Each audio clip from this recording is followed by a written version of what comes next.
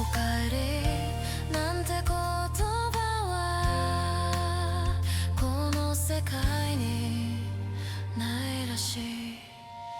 静寂が怖くなる。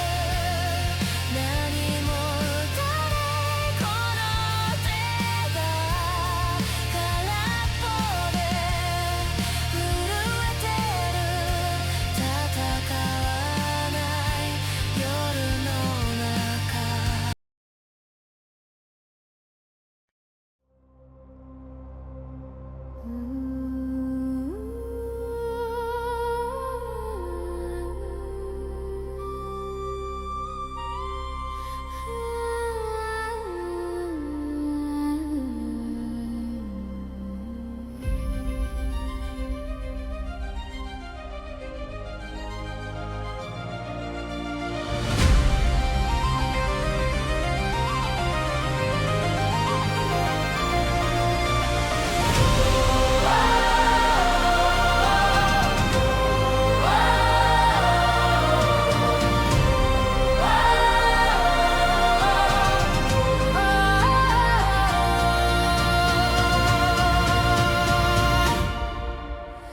Gather on the table, the world awaits a realm of heroes where destiny takes. With dice in hand and hearts aflame, we craft our fates, we write our name through ancient lands, through skies untold.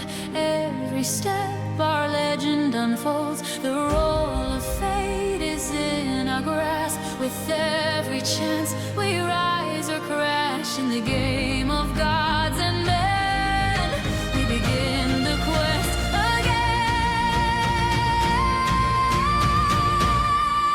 Let's roll the dice, decide our fate. We take the risk, we face the gate. Through fire, ice, and endless skies, together legends will arise. Let's roll our story untold. With every chance we're brave and bold. Adventure calls and we'll answer true. In the game of life we push on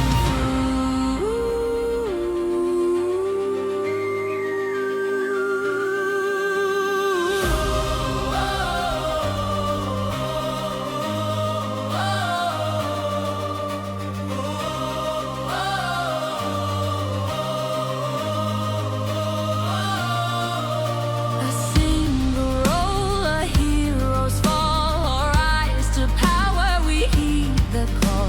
The dungeon deep, the dragon's lair. In every battle we choose to dare. From tavern halls to mountain peaks, the dice will speak. The bold it seeks, one chance to turn the tide of fate. With every roll we choose our weight. In a world where dreams take flight, we'll stand together ready to fight.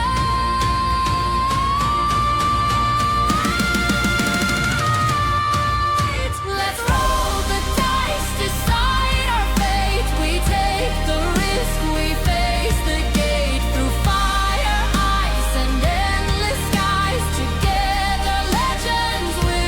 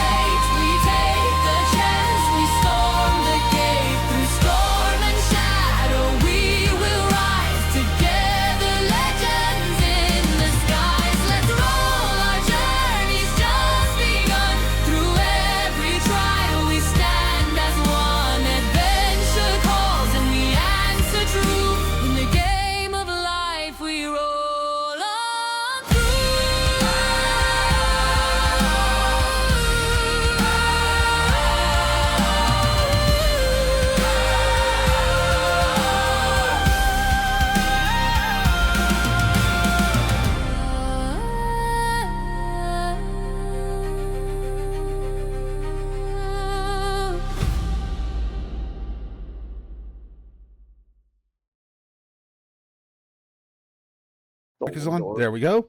Hello and welcome everybody to the Rise of Lost Legends Real Play Podcast. This is Campaign 1, Session 11. I am your Storyteller Arcas, and tonight we have playing with us. Yes. Playing Bar Kair. Phoenix Flare or Drew or whatever you want to call me playing Thrain Ironheart. And Deanna playing Ceres while eating a turkey sandwich. Yes. And I'm hungry and I'm going to eat. Yeah, we will not be having Garnet or Leo playing with us. Leo is going to be gone for a little bit longer. Hopefully soon he'll be able to get back to us, but and Garnet is not feeling so great. She's a little bit sick. So she's now sleeping off whatever she has, and hopefully she'll get back to us soon as well. But last where we left off, you had split the party. The two strongest of you went and faced Hane and took him out. Along with a lot of his cronies, which sent a pretty boo-boo. Yep, which sent a pretty hard message to Master Corvin. And I did leave the letter I wrote full of swear words. Yep. But just as a little bit of a side thing, because Deanna wanted to do this, but she's too sick to come here and do it. So you mean Garnet? Garnet. Sorry, she's still a little bit too sick to do this.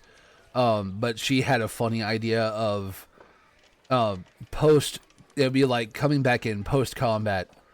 Barkair and Grace, are like, our job here is done. And they dramatically turn and walk away, and they get around the corner where nobody can see them, and they go, ow! That is fully what Bar does do. Bar would be doing that. Yeah, but she said that she is going to dump all of her healing touch, all of her divine healing into you. Oh, that's nice. So 1, 2, 3, 4, 5, 6, 7. So she is going to dump 7 points or 7 D4 of healing into you, Barkair. Oh yeah, we updated it to 74. Nice. It's a D4 per level. Instead of it just being 1 point per level, it's a D4 per level. I'll go ahead and do the custom roll. No, I've already rolled it.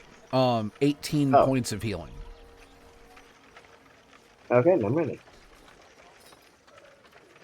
And then she looks over at looks at you, Barkair, and goes, "All right, let's go and see what the others are doing." And y'all start moving off. But Barkair, you were down bad. I think Bar's aware. You were hurting. But meanwhile, over at the other location, I can go on ahead and do this at the Southward District. Do that. Select that. Whoop. Select that. Swap to Matt. Okay. So, the Southward District is now out of Mr. Big Guy's Master Corvin's control. Meanwhile, rewinding time, where you all split off was roughly around this area here. Oh wait, I have to switch back over to this. There we go. Roughly here. This, small streetway that leads up to Moss and Moon Blind Books. While it takes roughly 10 to 15 minutes to get all the way across the city for the two of you that went through the Southward District, it only took about 2 minutes for the other 3 to go over to the Merchant's Ward.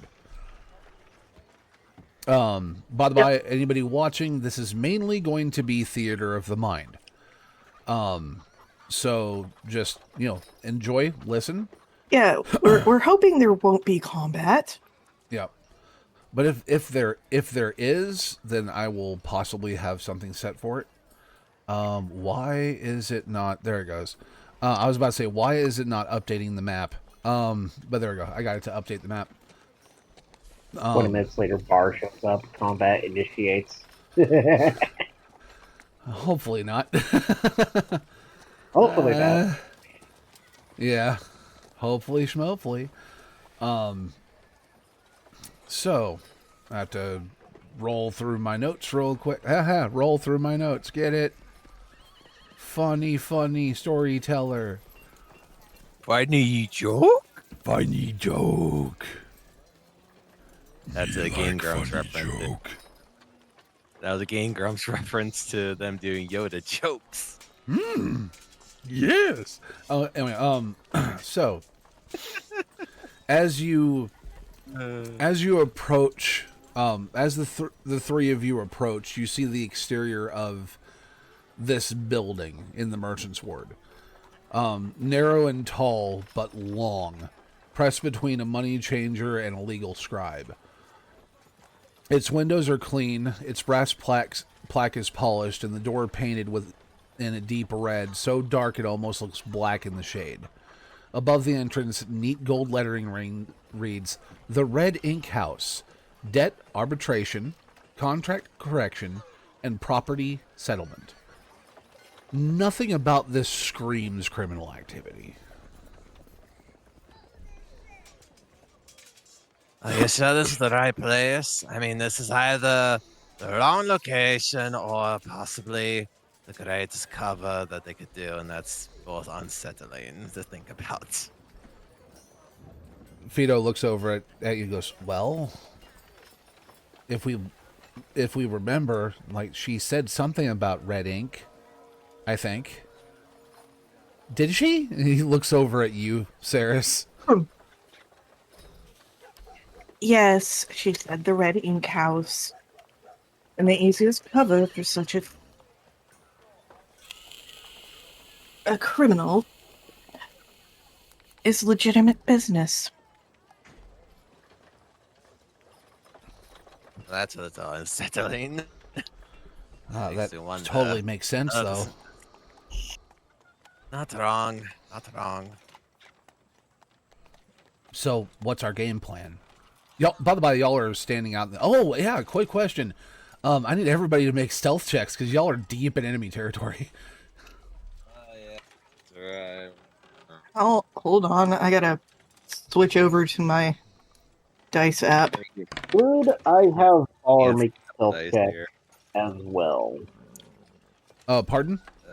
Rolled pretty good. Should Barb make a stealth check as well? Because Grace did not just murder here. dude. You're not here, my guy.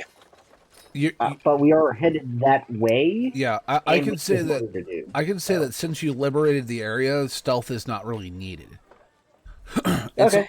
Yeah, he'll let It's only when you he'll get, let you know when in the session. yeah. It's only when you Yeah. get. It's only when you get past the gold lines that you Okay. would need to roll stealth. I'll just hang out here. Yep. So sorry. Yeah, okay. No, it's fine. You- He wanted an explanation. No, I was about to say you were the I ones that got- decided to split the party. So Mm-hmm. No, I expected got it. This is expected. I got a flat 13. okay.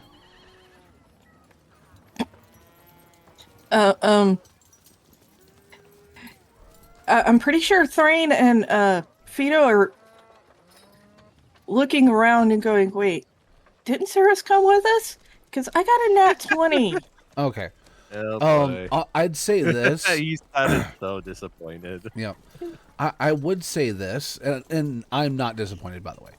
I would say this. This is mainly so you guys don't look overly conspicuous, in this area, and so Yeah.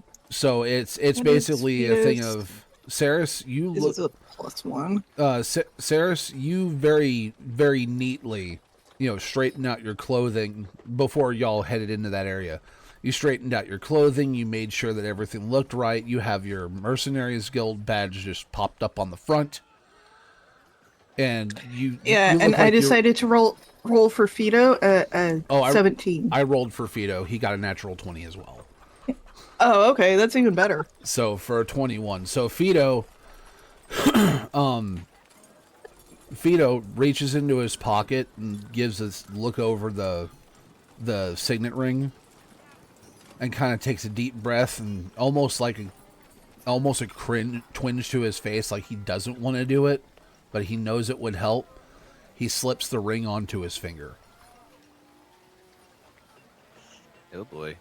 And then takes and adjusts his clothing to make himself look a little bit more presentable. Meanwhile, just letting you know, the DC was 15. Oh boy. I technically did not meet it then. I got a 13. No, A 14. I don't remember what I got now. you said You said flat 13. flat 13. Yeah, Let's flat. see. Oh, yeah, because yours is a +0. Yeah, so Yeah. flat 13. So out of the three of you, the only one that's kind of sticking out is Thrain. Thrain with his grayish blonde hair. Yeah, sounds about right. Because right now, that's what it is. It's a grayish blonde. But Yeah. but right now, Thrain is flanked by two people. One that looks like they're a part of the Mercenaries Guild, which she is, and the other one that looks like he's definitely a part of the Merchants Guild, especially with all of his various mushrooms, herbs, and other plant stuff that is around him in various pockets.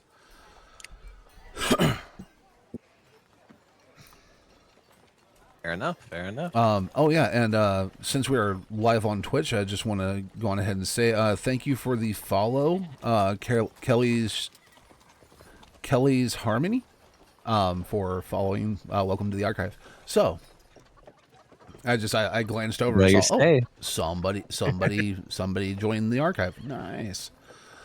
We hope you enjoy the stay. Yes, definitely. They may have Watch joined it, the but I'm pretty sure archive. that's not Kelly. I'm pretty sure it's pronounced Kylie. Or sorry, Kylie. My bad. I have Lisdexia. It happens. So I have a feeling I think I know who that is. okay. Or it could just be someone with a similar username on Twitch. Maybe. So Maybe, baby. as y'all are standing out there, only person that looks kind of conspicuous would be Thrain, but he's flanked by two individuals that look like they're supposed to be there. It's kind of like walking into a movie theater with a ladder saying that you're there to fix a light bulb, and you do it so confidently that that nobody questions you. That's kind of what Fido and Saris are doing right now. So Fido again goes, so what's the plan? How are we gonna do this? Are we sneaking in? Are we acting like we're supposed to be here? I mean, Well, right we've now- already taken down their printing operation. They don't have any warning posters out. True. Well, since you put the ring on, He kind of gives a little bit of a wince when you say that. Master Fido, Yeah. why not say you set her merchant guild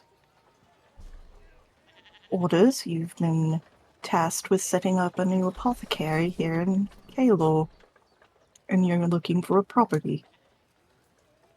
Yeah, it does say property settlement up there. That makes sense.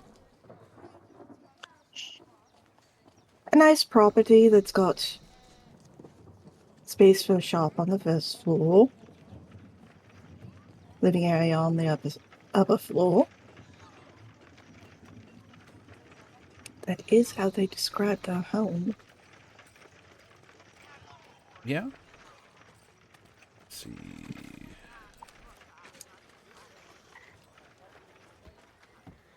And Merchants Guild contracted a couple bodyguards for you.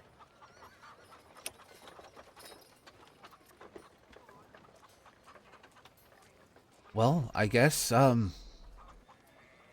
I guess I'll go in first. He, grabs the door handle and kind of looks back at you with a kind of a little bit of apprehension. And then slowly pushes open the door. And you'd think a heavy door like this, roughly 8-foot tall door, curved at the top. When you usually open a door of this size, it usually has a nice deep creak to it. Instead, it glides open with almost the slightest noise of metal on metal hinge movement. And a small tinkling sound, or jingling sound, whatever you want to say, emanates from above the door. Inside, the smell of parchment, sealing wax, and ink doesn't necessarily assault you, but welcomes you. The waiting room is quiet, almost too quiet for the number of people that are inside. People sitting on benches with folded hands and lowered eyes, clutching papers like they're holding old wounds.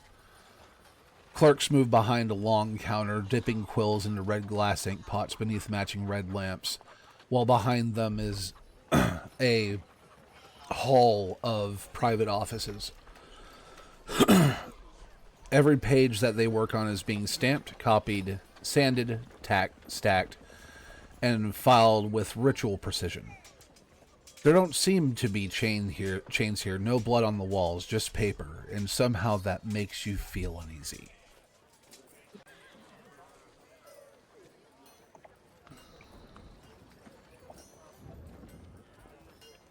I lean over toward Thrain just before we go inside. I do wish you'd come up with a name to use. What should I call you, though? He'll think about it for a minute, and then thinks, and actually, I got an idea. he'll just think for a minute. And he goes, Torbran, Flame Fist, something like that. I'm not sure. Torbran should be fine. I'll just call you Tori. That works. Right. In we go, Tori. I'm gonna go ahead and do a quick roll for Fido. Right. Okay, middling, got it. As you enter, let's see. Should I do suspense or? No, I'll just leave it at these sounds. That should be fun. No. I do want to have some kind of music. I need to have some kind of music.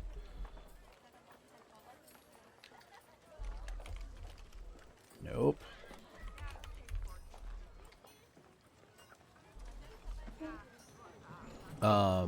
Let's see. This one? Ooh. No.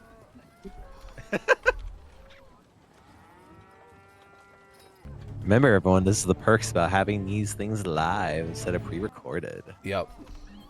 You know what?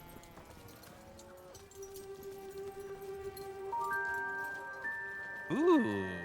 That works. Kind of gives this kind of gives a Hogwartsy kind of feel. So, as you enter, the clerk at the front counter does not look up immediately. Fido approaches him and his quill continues to scratch for 3 more lines before he sands the page and looks up. Oh, pardon me. Name, matter of business, and documents if applicable. His eyes then briefly shift to the three of you, not with recognition, but more of calculation. Will this be a complaint, correction, settlement, dispute, acquisition, or appeal?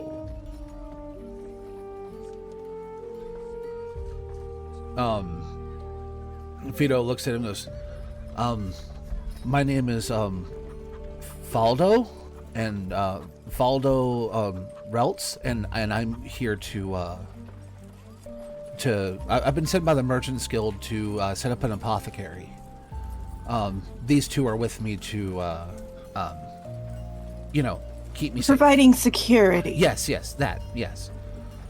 He just kind of gives this look of, right. Well, if you're going to do that, we have some places available. We have a place that's opening up soon, actually. If you wouldn't mind, we can go over some different available properties. And he pulls out a small stack of papers as they're going through it. Right.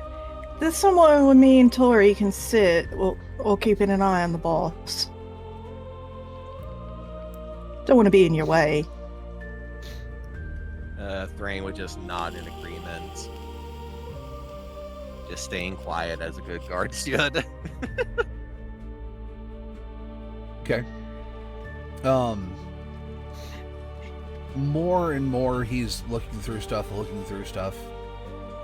and talking back and forth, and then finally the clerk just goes, how about this? Why don't you go over with your guards and look over these papers yourself? I have a lot of things to do, and just come back here when you're ready. And he hands the entire sheaf of papers to Fido. Fido then walks back over to you guys and goes, oh god, that was hard. Trust me, I'm not used to this type of sneaking business either. Mercenaries do what they're paid to do. Right, boss, what have you got? Well, let's see. There's this building here. Looks like it used to possibly be a small woodworking shop. Then we have one here. It says it's soon to be released. A bakery. Just as he says bakery, you hear a door open in the hall behind, and you hear Mera, and this woman who's sitting about 5 people away from you on a different bench, closes her eyes and takes a half breath and then stands. Let's see, what are your passives again? Passive perceptions. Mine is 15. Let's see, 15, Same. 15, 17. Fido clocks it, and both of you clock it. You see, let me get up to where his description is.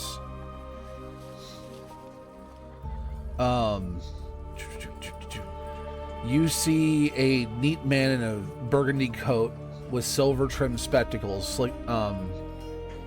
slick dark hair, and hands that look way too clean for someone who writes documentation all day. He has a professional smile, but it doesn't reach his eyes, and every movement as he's standing there in the door seems to be calculated. She starts to walk towards that door. Yeah. She starts to walk towards that door. And he, with a soft smile and a folder that you can see has paper sticking out of it, goes, "Come now, Mistress Pearl. Let us put an end to your uncertainty." But you notice that as she's following him, or not following him, but heading towards him. She looks like somebody walking towards their death rather than just walking towards a doorway. Oh no. Vito leans over and goes, "That doesn't look good." Thrain just nods, staring at them for a minute before taking a soft breath.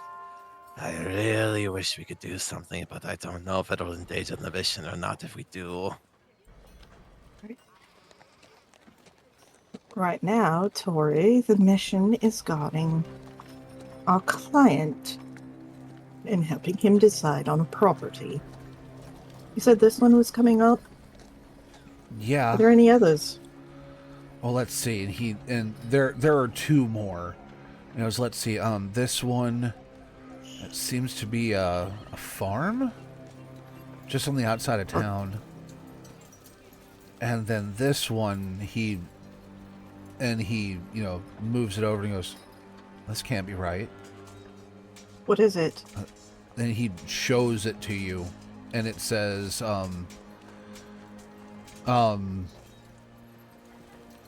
what was it? 2,300 square feet, 2 stories, attached bath and outhouse, former documentation storage and bookstore. Oh, interesting. Located close to guard barracks between the North Ward district and the River Ward district.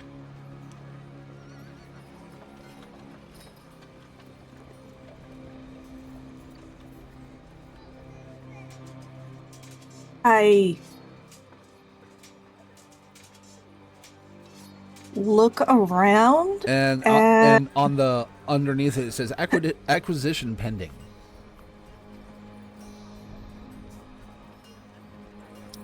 Yeah, I look around to see if anyone's looking directly at us. Go on ahead. Before I... Go on ahead and give me a perception check.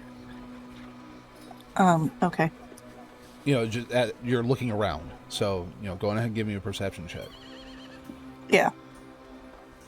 That's 5. 19. Okay. Everybody that's sitting around, waiting, they're completely unfocused. They're looking at the floor. They're looking at the papers in their hands. You can actually, with that perception check, you can see the closest person near to you is holding a piece of paper that you're just able to catch some wording on it, and it says stuff like outstanding and needs reconciliation, and what looks like it says 237 gold. It's a lot of gold. It's more gold than we got right now. Yeah, then I slip that particular piece of paper. Oh, no. No, that's somebody that's close to you. Like, your perception was enough that you were able to see somebody. The paper Vito was talking about. Oh, okay. Yeah. I slip that one away from the rest of the stuff. Okay. 27 on sleight of hand. Oh, yeah. No one notices. You're pretty damn sure no one notices. The only reason why I had you do a perception check is you said you looked around to see if you saw anybody like looking your way or anything like that. So it's like, okay, go on ahead and give me a perception. And then you gave me a high enough that I'm like, oh, here's attention. Yep, and it's like, oh, you have some extra information from this. It looks like the people around you are getting, bent over. Are very focused on their own particular miseries. Yeah, but and the clerks are focused on the paperwork in front of them. Yeah, but you could also surmise that these people are being bent over the barrel. I'd say a bit more than that, but sure. Don't want any toss violations for what they're actually happening to them. True.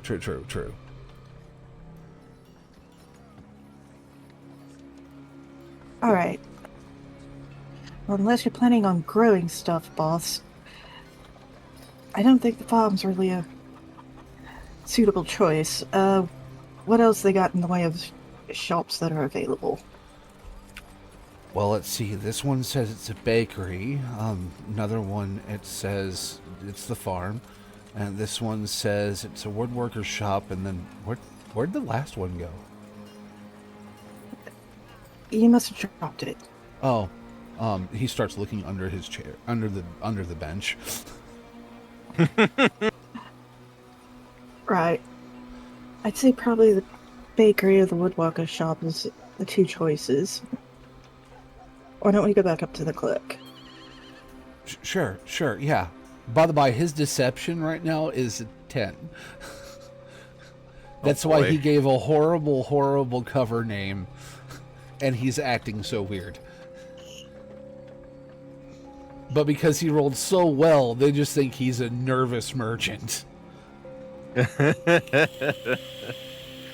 love it. Right. So, you and Fido and Thrain walk back up. Thrain bringing up the rear.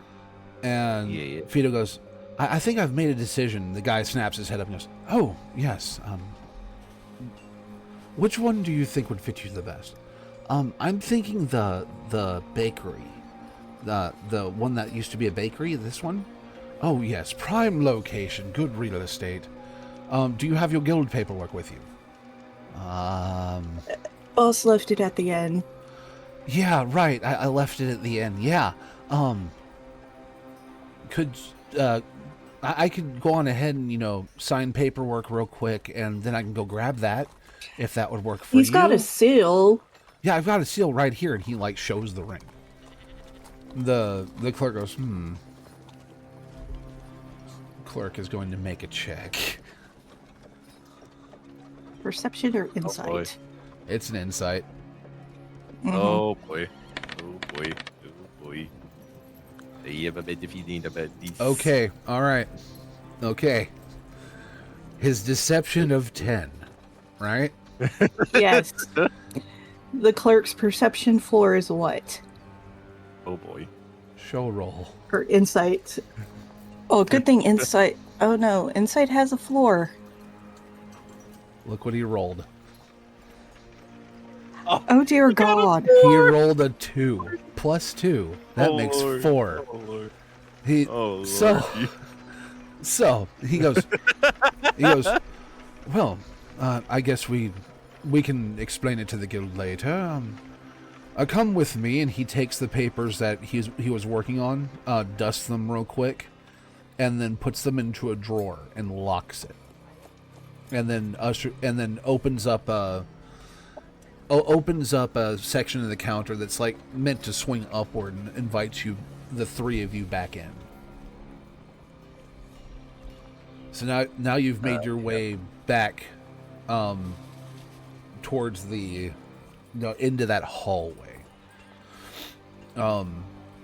As you're walking, The inner workings. You pass by, let's see, with your passive perceptions,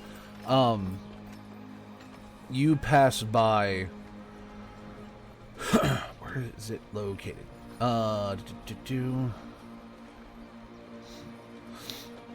Yeah, you pass by that one office.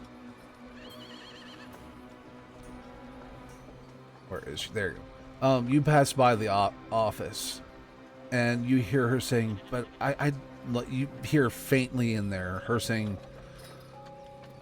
but my father opened that bakery. My children were born above it. Well, according to all of our calculations, you've been missing on taxes for several months, and you now owe more than the building is worth, sadly. If you sign this, it would be considered a mercy, and then you continue on.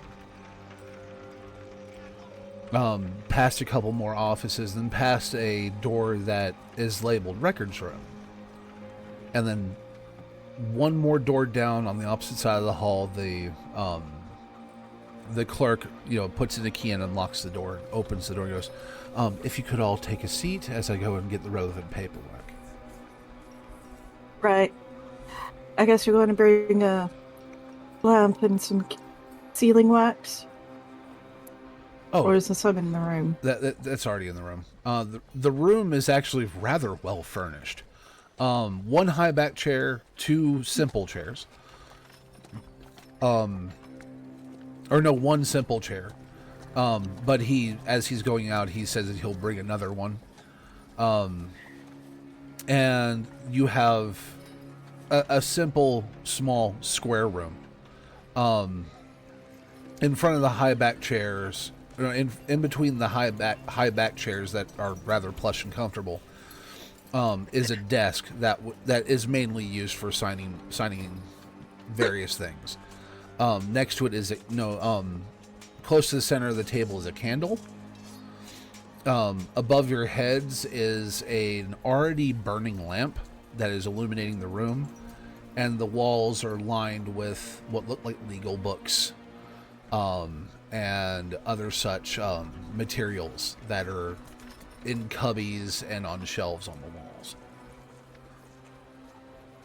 walls. As he exits the room, he doesn't fully close the door, and you can hear him move up the hall just a little bit, and what sounds like a key sliding into the door and unlatching the door. I guess he went into the records room. Right. Why don't you two go ahead and take the seats? They're simple one. And keep your back of your head away from the chair back. Understood. And Ceres proceeds to walk over towards the bookshelves, reading over the spines. Okay.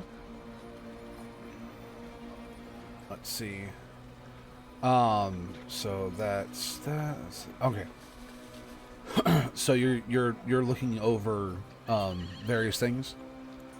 Yeah, just seeing what kind of books are on the shelves. A lot of them are very self-explanatory. Written on the backs are dates, or on the spines are dates, and with one of them it's a date from about 2 years ago, and then it has the hash or the slash mark, and then it's blank at the top. Looks like this is a cut book. Pop it off the draw it off the shelf. Start looking through it. Okay. It is full of various, purchase agreements, and this is the purchasing side of things. So it has purchase agreements and amounts paid.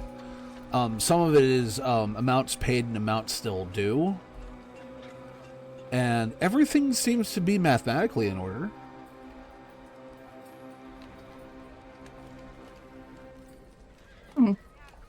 Interesting. Put that one back and look at one or two of the others. Older ones. Okay. As you look through another one, just basically rifle through it and scan the pages, and they're all kind of showing the same thing. Just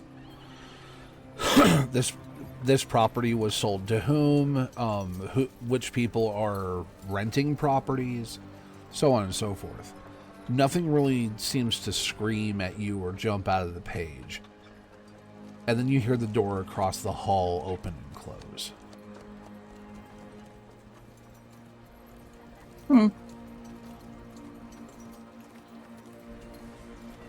How close to the doors is any of this paperwork or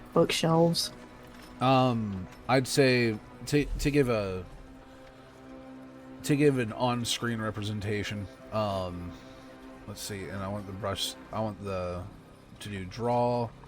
I'll draw it in red, that way it's easier to see. But you have the room with a door in the middle. I have to do this. The room with the door. The desk with the 2 chairs. And then there was like a third chair over here. But he's bringing in another chair. Where the shelves would be located is along this wall. There are cubbies along this back wall, and there's a set of shelves along this wall. Okay. So across from And the... so basically, Thrain is sitting here. Fido is sitting here. There's a candle here. So, yeah. Yeah, I put the book back that I was looking at on the shelves closest to Thrain, cross behind Fido, and go to the corner close to the door and look at what's on the shelves on that side. Okay. See if it's the same kind of things. It appears to be, but it's like from years ago. Like these are older documents. Is there a difference, like, in the style of writing and documentation? A little from bit. It seems like this might be a, from what you can gather, because the handwriting was varied in the other books that you've looked at too. This seems to be like a general use room for document signing and such.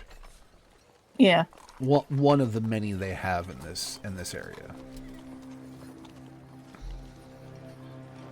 Anyway, while you're looking through that set of books, he walks back in. Yeah, I'm just leaning against the wall there by the bookshelf, just sort of perusing on a book. Yep. He walks in and goes, "Well, I see you've gotten yourself settled. Here's the seat for you, madam." And, takes and plonks down a simple wooden chair. "I'm sorry that we don't have any better accommodation. Usually I don't have this many people in this room." So, he goes around the counter. No, goes around the table on the opposite side and sits opposite of Fido. "But my business is with you. So, you said you're working with the Merchants Guild. And he starts to ask about, what kind of compensation, this, that, and the other, how much the property is worth, signing costs, yada, yada, yada, all that legalese stuff.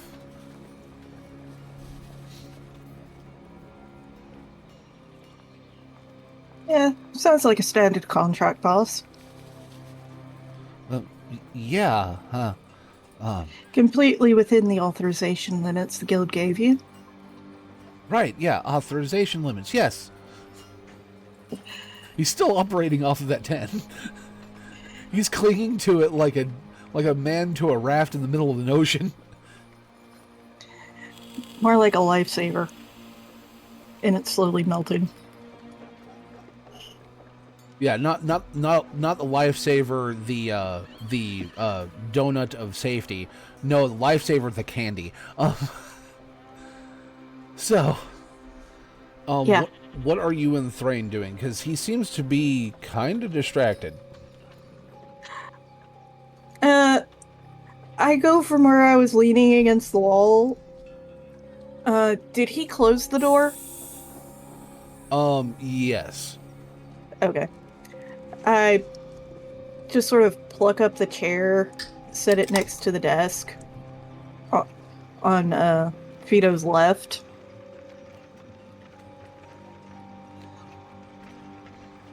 Okay. having swapped books again, just sort of sitting there looking through it while kind of glancing over what the clerk's doing.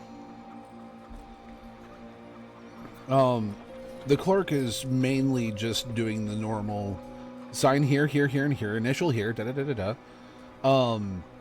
The name of your guild contact that is giving you permission to the accounts. Fido is going to have to do a deception check on this one. Because he doesn't know any. He knows one name. Yeah. Holy freaking shirt balls. Okay. What? Can you show it? He rolled an 18. Okay. So this guy, I'm gonna go on ahead and roll for him again. 2. Okay, as I said, Fido rolled an 18. I will show it to you. Yes. This guy. This guy.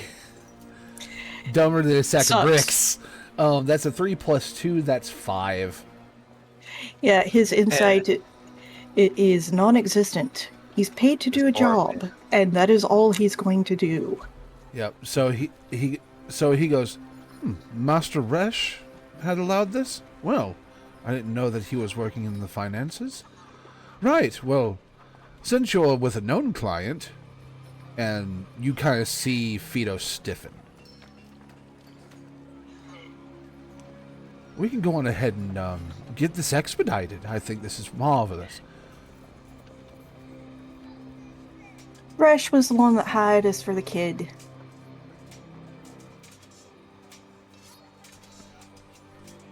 He nods. New kid. You know how it is. Yes, we all started somewhere some days. So, and he, continues the paperwork with Fido. Let's see. Thrain, you have been awfully silent. Is there anything you would like to do? Honestly, I can't really think of much other than maybe just be like my quote-unquote thing is supposed to be just be like a guard, so I'll be on the lookout if anything or anyone is acting suspicious or maybe growing suspicious of us. So in other words, you're looking between the clerk and the door. I'm sorry, all that's coming out in my brain is don't be suspicious, don't be suspicious. I mean, that's kind of what he's doing. Let's be honest here. This is not Thrain's forte, so he's just doing his best to not be suspicious. It's 100% true. Yep. I love it. So, all right. He finishes up the paperwork and makes sure everything is, done and dusted. And then takes and rolls up the sleeve and goes, now we have to just send it off for finalization. Takes and puts a rather large wax seal on it, and then large dollop of wax, and requests the sealing ring. Yep. Fido presses it to it and leaves this rather clean imprint. He goes, well, thank you, and he stands up, pushes the seat back, and extends his hand to Fido. Fido does the same and shakes his hand awkwardly and bows. The pleasure was all mine, sir. Huh? Right. When are we going to be able to pick up the keys? It should be ready for you as soon as tomorrow. Just show up at the location, and we will hand them to you. Right. Boss is a bit nervous, so could you write the address down again? Maybe with a couple of pointers on, directions. Oh, yes. And he I didn't really get a good look at the address on it. He reaches back into this nice big desk and pulls out a similar looking copy and thumbs through it until he finds a page and pulls out and goes, "Here you go," and just hands it to Fido. Right, let me get this book back where it was on the shelf. Oh yes, please. We don't want things to be out of alignment. Oh yeah, record keeping, something I did as a kid. And I just walk back over to that bookshelf, put the book back. So he escorts you back up the hallway. Just as you turn the corner out the door, you see the door open and the woman, or the door at the end of the hall, closest to where all the scribes are working,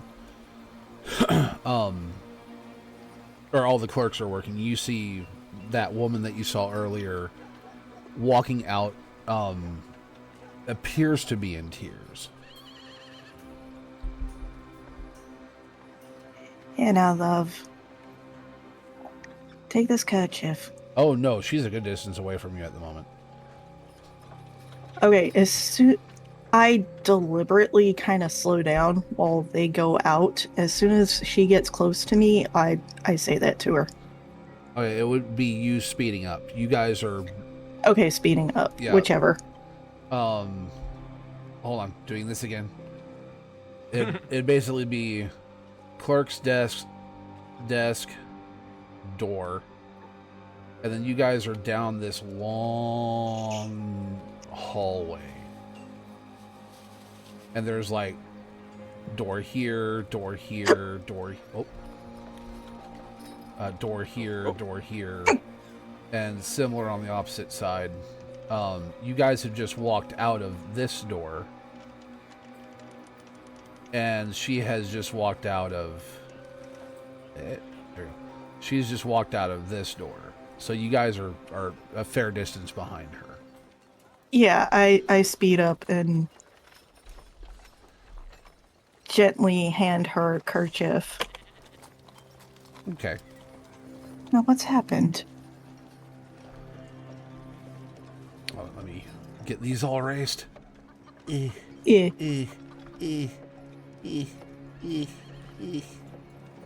Come on. Let's get them all gone. By the by, Barkair? No. Barkair, you're about here now. You're now Hold on. walking with Grace, kind of walking, kind of limping a little bit with Grace, and you come around and see the temple, the temple square as you're continuing to walk. I'm just letting you know where you're located. Yeah. So you see her in, what did you say again? I pass the handkerchief towards her and say, "Here now, what's going on?" She goes, "It's awful. We've had this bakery in our family for generations, and for a generation. It gave it over to me when I came of age, and I and my husband, and they took my home. They said that we owed them 500-600 gold, something like that. We can't afford that. We barely even make monthly even 5 gold. I don't know why." And she's like, is pretty much just all torn up. Yeah, I just put my arm around her shoulders and signaled the other two to catch me up as I just start to walk her out the door. Okay. So you all head out the doors as well? I mean, Fido is just going to follow along, but... Yeah. Okay. You all get outside and allow this woman to go along unaccosted. probably to gather Oh. her things. I start slowly asking her about the bakery and looking over towards Fido. Hey, what was that address again? Boss? He goes, well, he pulls it up. He goes, placed in between, no, placed over at, he like, gives the location, and she starts sobbing harder. Oh dear. Look. Boss just signed the paperwork to purchase it. I say when they come to collect the keys, let him know you ran into us. And that the purchaser has spoken to you, giving you a week to get fully packed up. They've already got the keys. We had to rent a room in the inn. They've already kicked you out. Yes, about a week ago. Bloody hell. Look.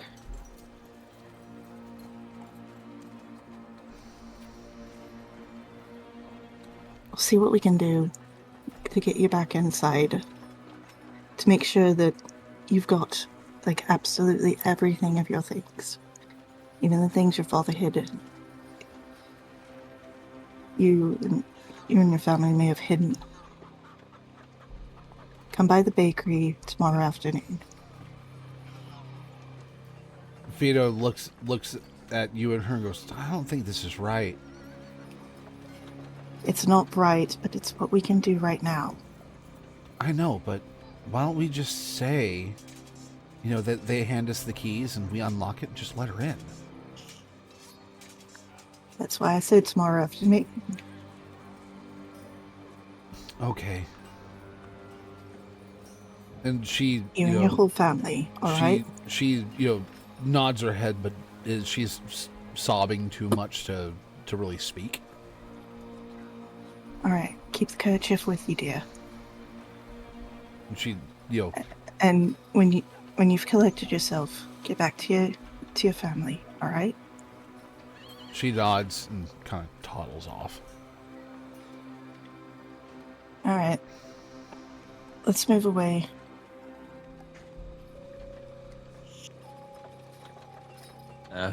Thrain will follow. And I proceed to lead into an alleyway a couple blocks away, Okay. making let's sure say, that there aren't any, like, guards or anything around. So let's say somewhere around here-ish. Yeah. Okay. So, what's the plan? We need to stop this. Absolutely. We get that family back into their shop. And as far as that lot back there is concerned, you're a newbie guild merchant. You're going to need assistance. You know how hard it was for me to... God. And he like, just wrenches the ring off of his finger. I don't even want to have this on. I understand. Jams it into his pocket with, like, almost an authority. What's going on is absolutely appalling. But I was telling the truth about maintaining records. What I saw in there was very well kept. All the math matched up. Yeah, but there was that room. Those are the room across that was labeled records is probably where the dirty dealings are.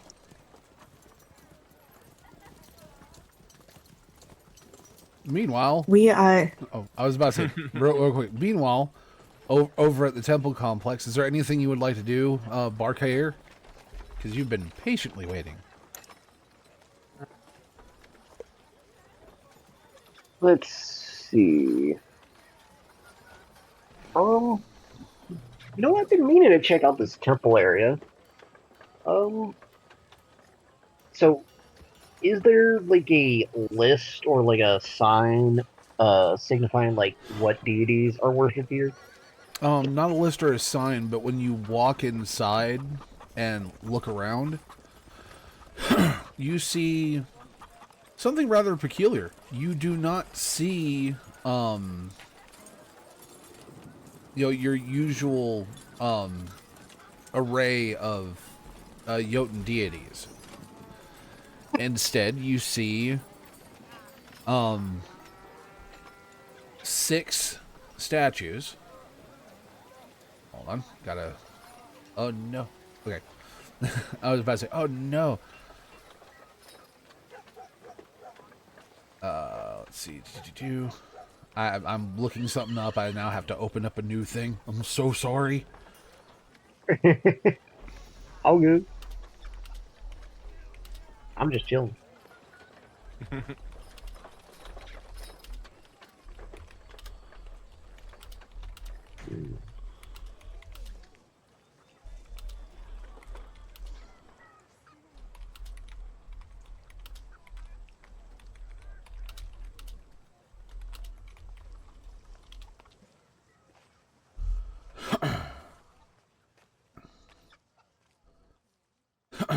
So, you see, no, you see, what look like,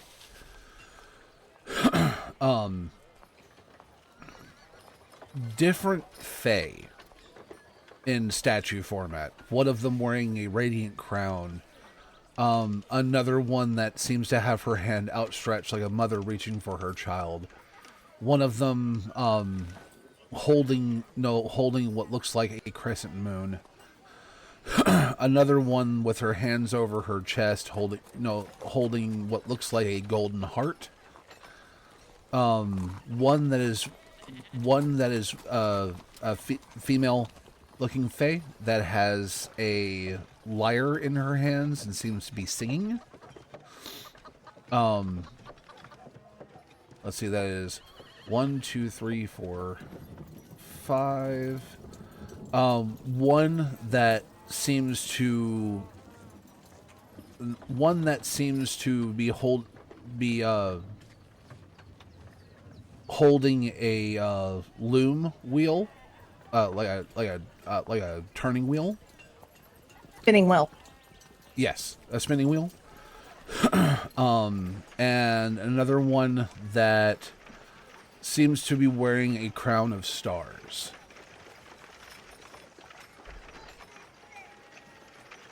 But none of the Jotun deities.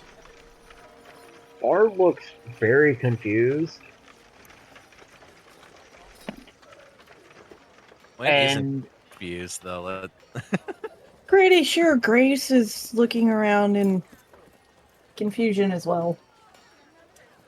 Grace is looking and is like, well, these are the types of people they follow. And Bar would whisper to Grace, and I tell you this, none of these deities, none of them are from around here. Go on ahead and give me a history check. Wouldn't it be religion? No, history. Okay. Yeah, minus 1 history. Let's see. 18. 18? I rolled 19 minus 1. Okay. You do recognize one of these statues. You could have sworn you saw this individual in the flesh during your imprisonment. Is it the one with the crown of stars? Not the crown of stars. The one stars? that seems to be crowned in radiance. Oh. I'm gonna make a wisdom save. I was about to say, and one of the things that crosses through your mind one of the things that you heard. A name being spoken, reverence. Altharian.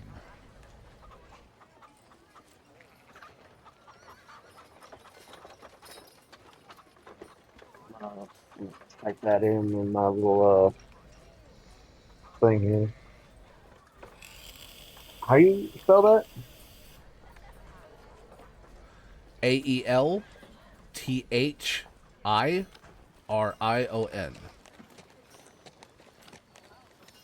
All right. Okay, you said Aelth. Irion.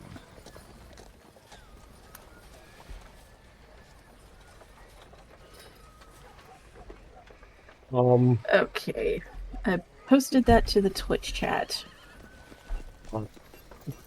Barely kind of keeps it together as he's having basically war flashbacks.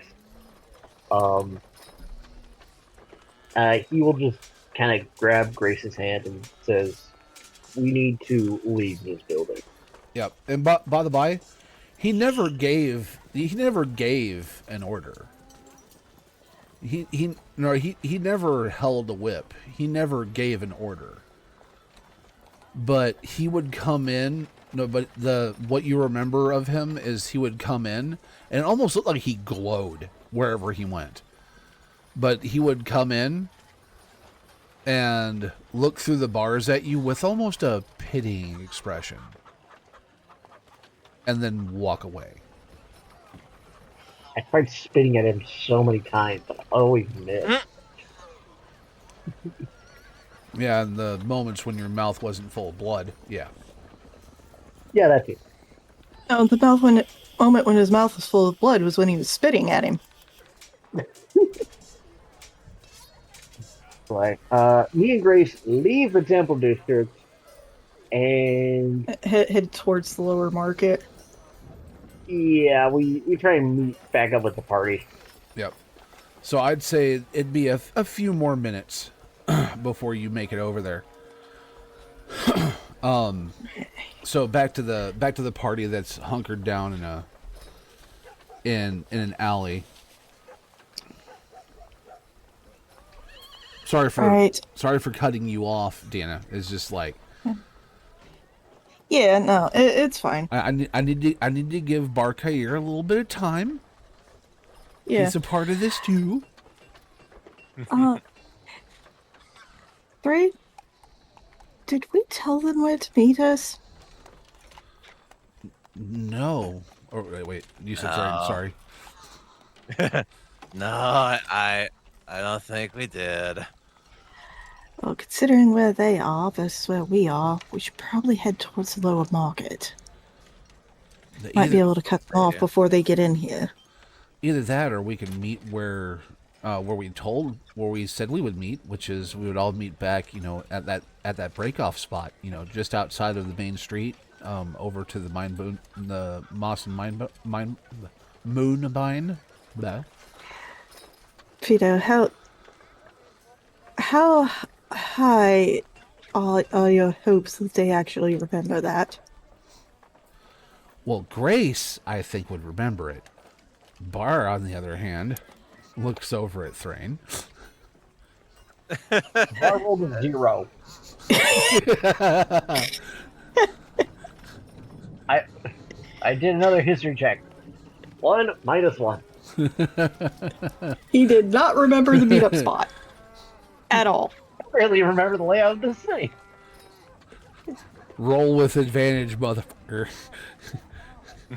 Because you have somebody with you. 9. 9. Okay, that's not as good either. Yeah. I still don't know. Yeah, I think that would be a better option. Right. We can get there in about, 3-4 minutes. We go down this way. Yep. So I'd say, by the time that everything is said and done, you both end up meeting at the market district, and I can go on ahead and remove the blue one, the blue circle. put it out in the river for now. And drown it. So you're back at Sure. the bustling market district, there bustling they lower are. market. And here's the thing: is it seems to be more lively around here. There's a lot less of a guard presence right now, and buy and sell and trade is in full swing.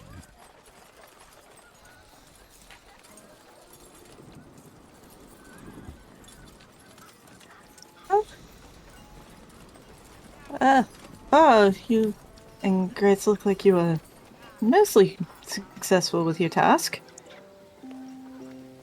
I'd hate to see what the other bloke looks like. Well, he's dead. Bar pats the satchel at his side, indicating the severed head that's hidden. We got a trophy. Or I totally imagine her saying that. More- To the first part. More blood for the blood god. Oh no, the blood. Right. Oh no, we don't need to give Or blood to the does blood she say god. that? She just says offhand. Oh no, we don't need to give blood to the blood god. We just honor him by fighting. Well, I mean, kind of. Bar will walk up to Thrain and say, I got a boo-boo.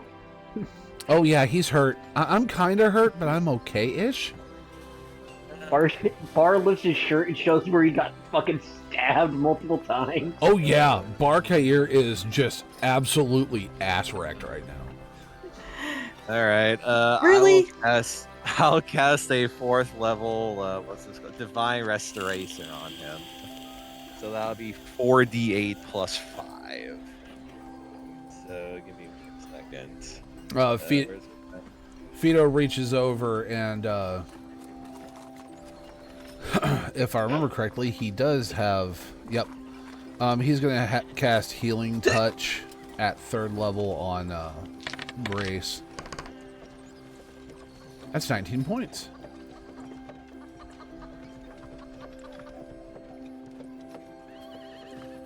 Plus 19.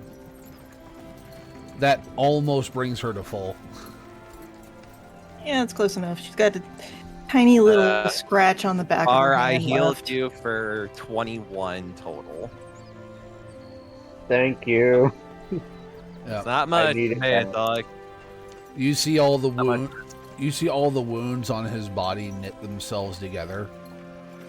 Though there's still a handful left, but they're no I am long- now missing only 6 HP. Yeah. So they're like light abrasions Scratches on the at this skin. point. Yeah. Yeah. Alright, so was back your to the mission bookshop. successful? Us had too. Yeah. We encountered a lady that her family owns a bakery, and we just watched them essentially steal the bakery from her.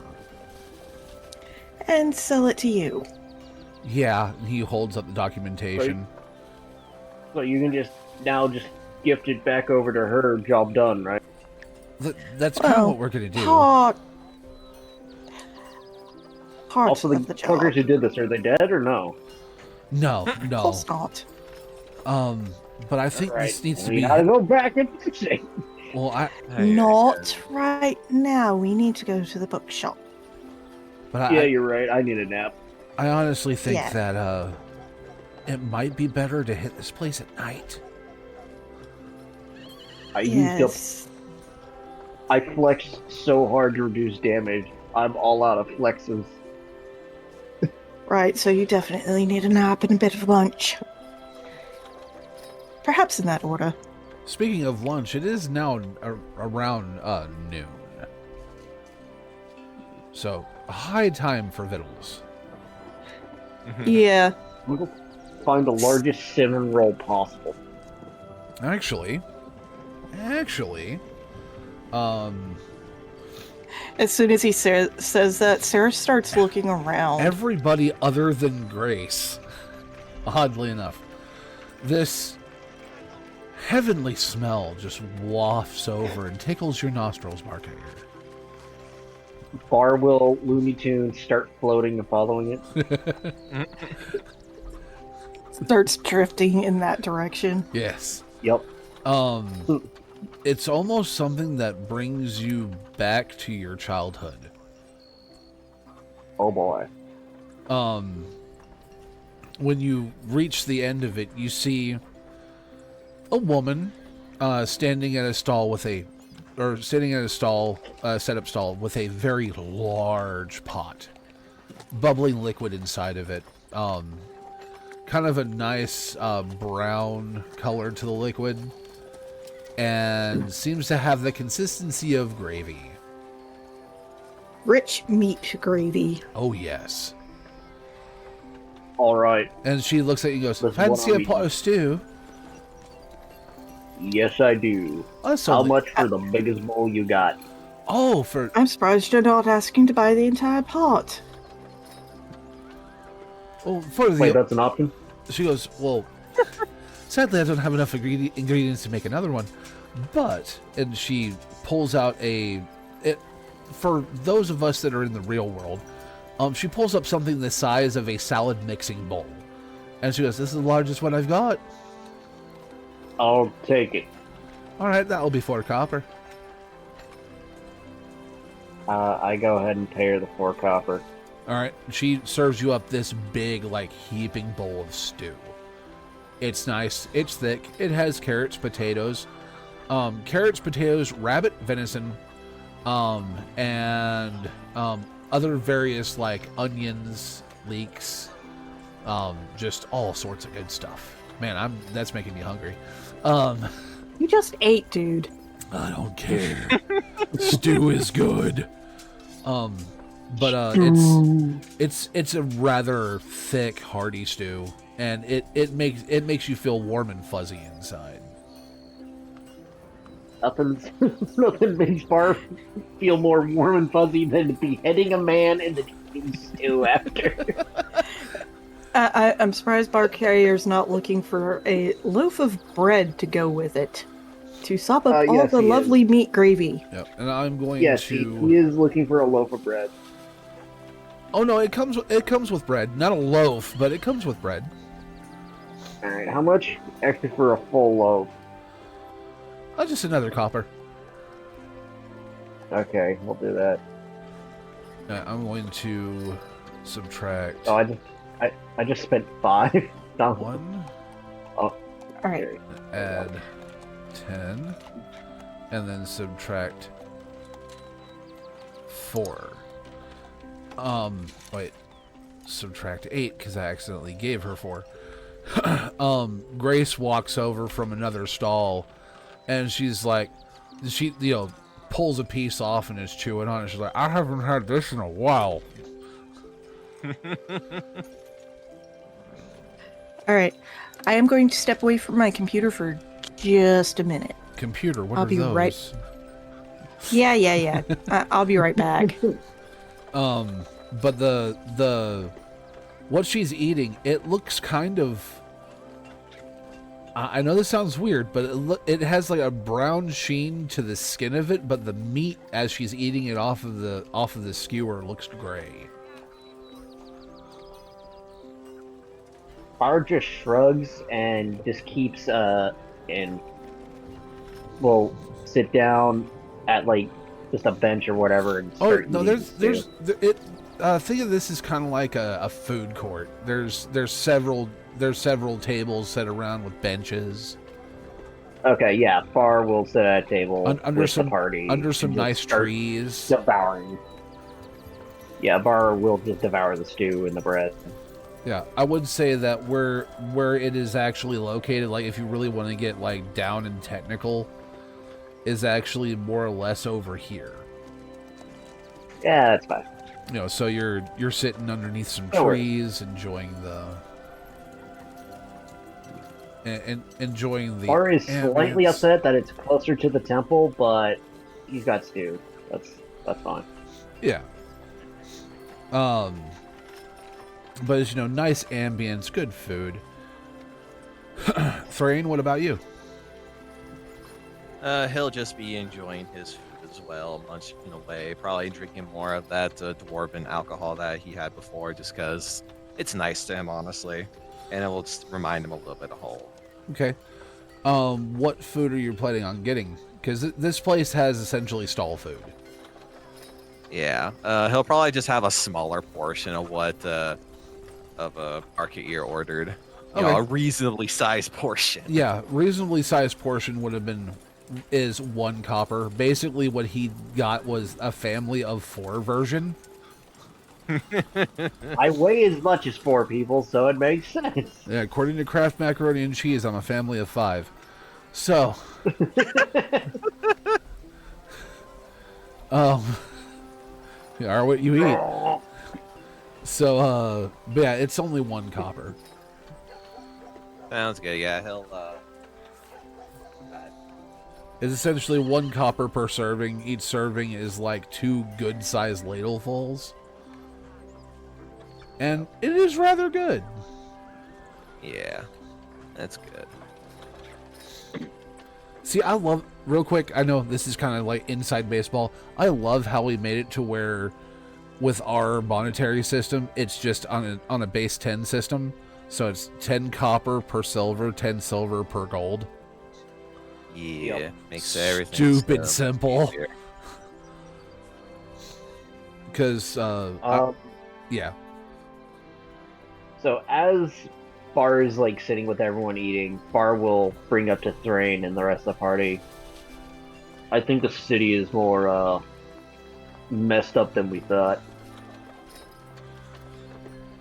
Oh, we're just dealing with too much of the quote-unquote underbelly of such a place. Nah, even their deities suck.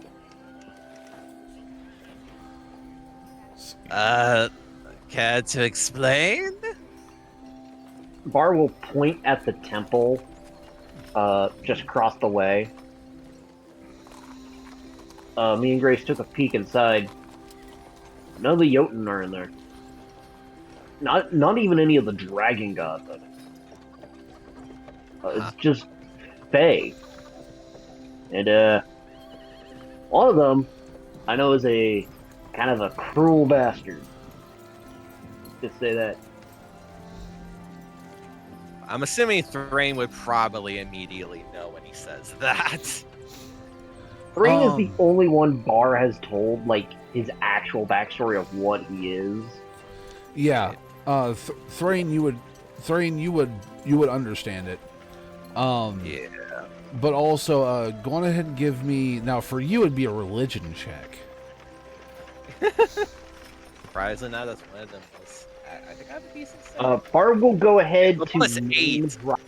Plus 8 in religion. Oh lordy, that's an 18. I will name drop 26. Altherian, by the way.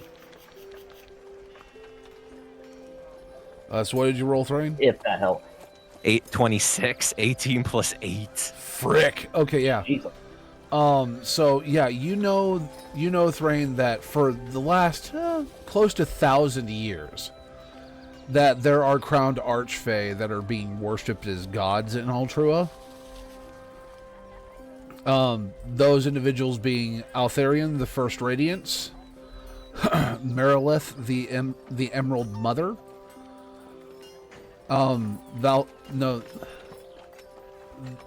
Veslara, the Queen of the Silver Moon, Carithian, the Gilded Heart. He's the God King of the Hunt. Silverial, the Lady of 10,000 Songs. Usually minstrels follow her. Ornithel, Keeper of the Turning Wheel, which is fate, death, rebirth.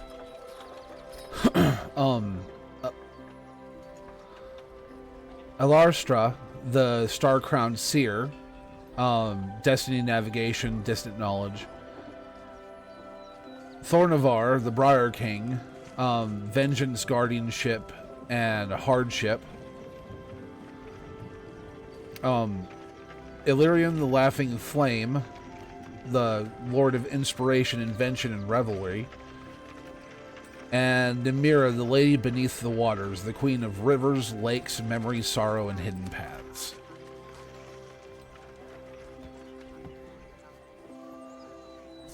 So, Okay. you know of all of them. You follow none, but you know of all of them. Yes. And you know that they also walk among the people. Yep. And you know that, and you also would know that half of them that half of them are the council and Arendral. Already. Good to know. So Thrain would just nod as he takes a soft breath, like, yep, I understand where you're coming from, and I understand. I mean, they're not even actual deities, as far as I'm aware. No, but they're quite ancient. My By the way, father was a child. You can go on ahead. My father said he was a child and had the Council of Arendral that's deified in the temple. Or the Council of the Fey Courts. Yep. And Deanna just sent over to you the names I just listed off. Yeah, you would know about these. You know that the ones that sit in seat at the council I've seen them. are the first 6. Yeah. And you've seen them, and you know that the one at the first of the list, your father has as far as you remember, you were very young, but all you remember was he was very kind, and he at one point in time conjured a doll made out of living flowers for you.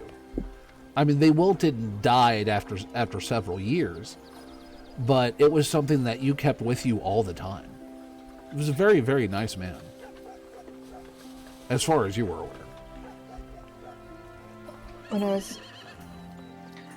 was very little, Altherian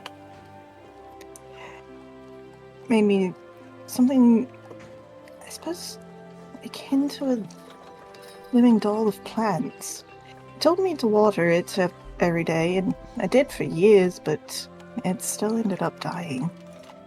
It's rather sad when that happened. I think I was about 9. My brother was still a baby when it happened, so he doesn't even know about it, but we buried it in the backyard, and there was a field of wildflowers.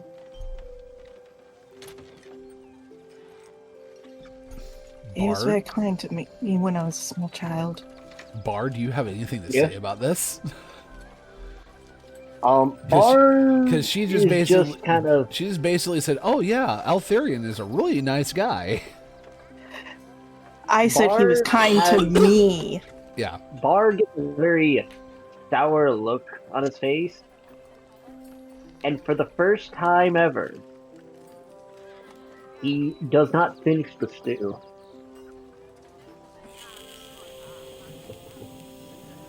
I can tell you, Altherian is a very cruel being. Unmatched cruel. His willingness to torture and slaughter others is by far the worst I have ever seen or felt.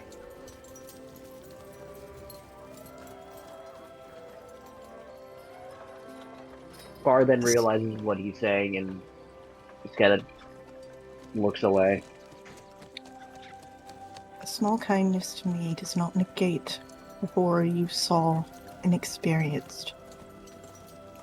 Hold on. This is going to be just a flat roll. Okay, yeah. No one noticed. Noticed what? Around us. Yeah. what Bar was Bar- saying. Yeah. Because I kind of had it in my real quick. I kind of had it in my head that if it so happened, like there would be like a few people that had stopped and are looking at you like, what? And then they would move on. But no, nobody noticed what you were saying. Regardless, I don't think they should be worshipped. That's my main thing. My father never thought they should be worshipped either. Good thing is, statues like that, there's not even any in an end roll. Altherian, one other time I saw him, it was from a distance. They were talking about erecting statues like that in one of the temples. He objected. Said, we're here in the city. You don't need idols of us.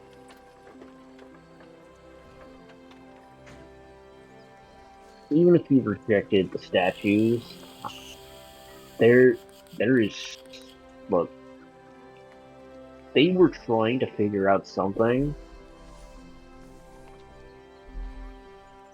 Look, I'm not going to talk about this in public. People don't need to know. But it's, when it comes to those guys, I have all the suspicion in the world. I'd probably trust Ardenir, the dragon god of darkness and souls, over those guys.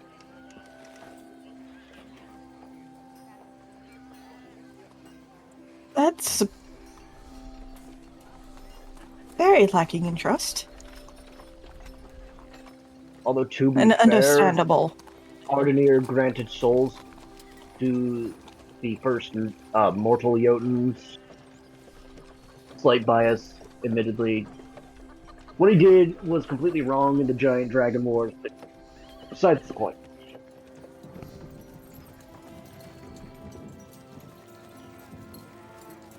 May have something to do with the dwarves. No, the dwarves were solely made by... It was... now you have to look through your notes. Larnara? Was it Thalnara? Now I have to look through my notes. Yeah. No. Calthira. Yeah, Calthira, mother of hill giants and dwarves. Yeah, but real quick sidebar. You did tell me that because Calthira was only able to make clay figurines, and one of the dragons breathed life into them, if you remember correctly. Yes. That was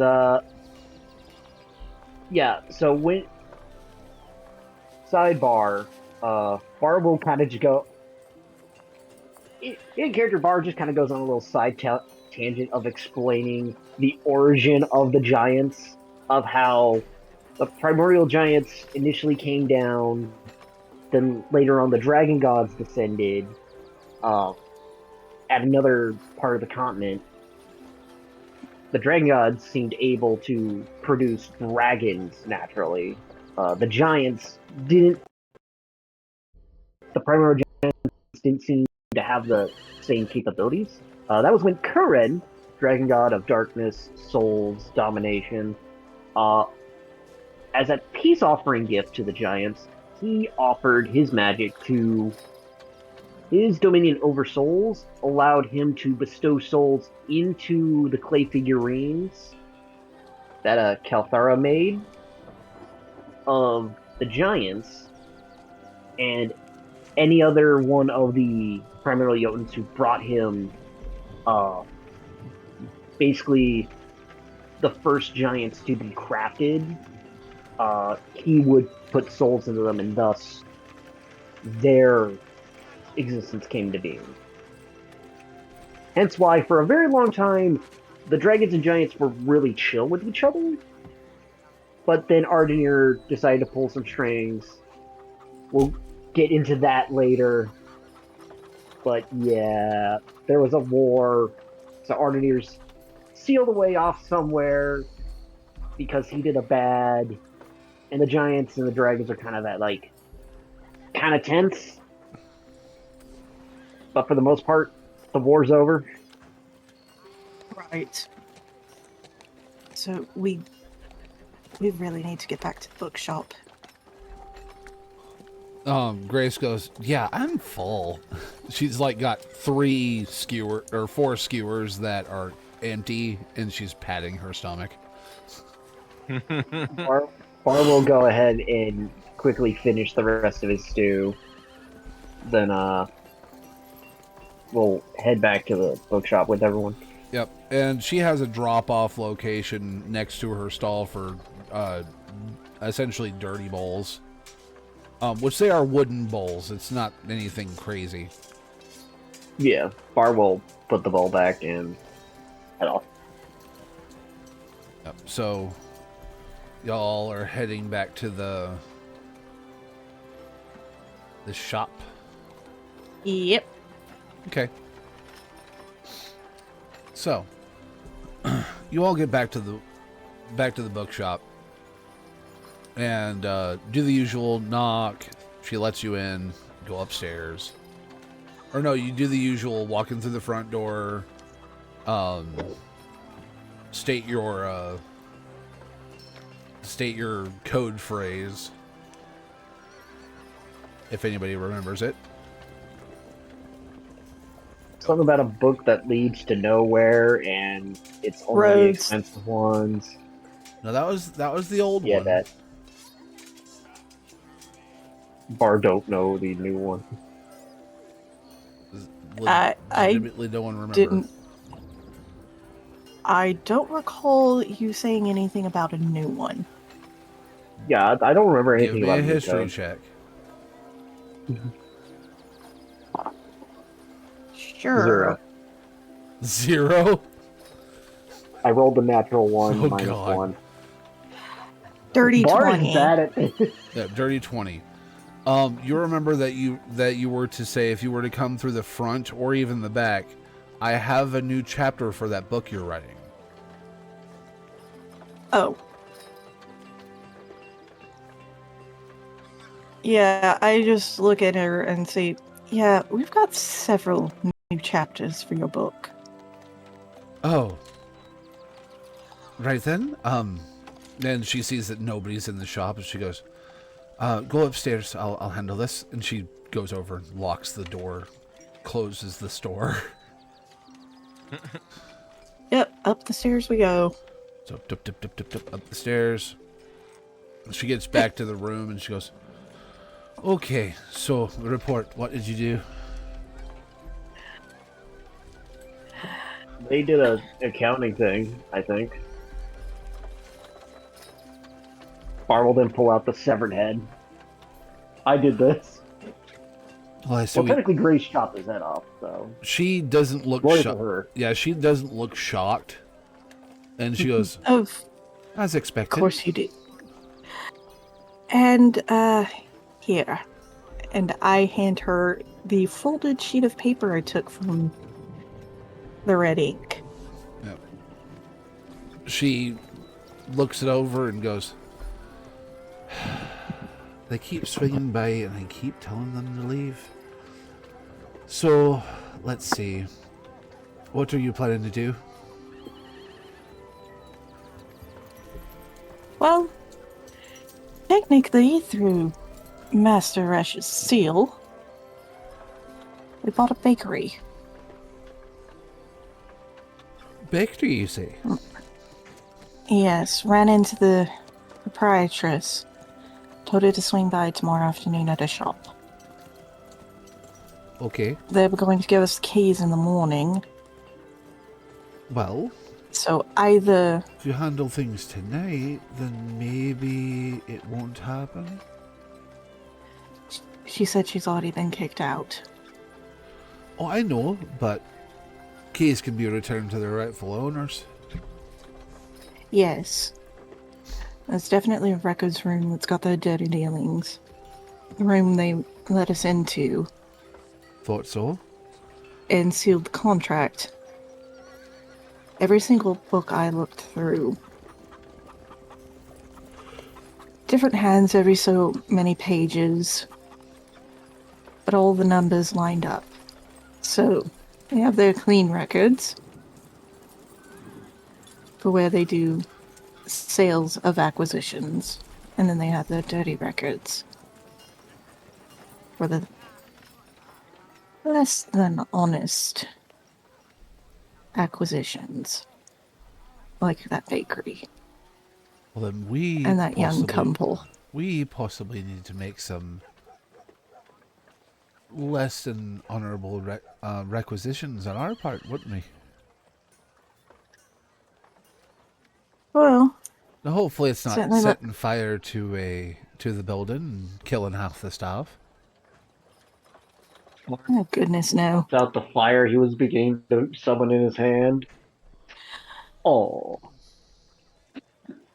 We need all the records we can get our hands on in that shop. That's true. Which is just several cartfuls from what I could tell. Well, I do know that, unlike the other place, the one that you went through his printing setup, Yes. that one was running during the day and night. I know for a fact, through my resources, thank you, Drin, that this one's not as heavily guarded, but there is a guard on the outside. And they might have some people working there overnight.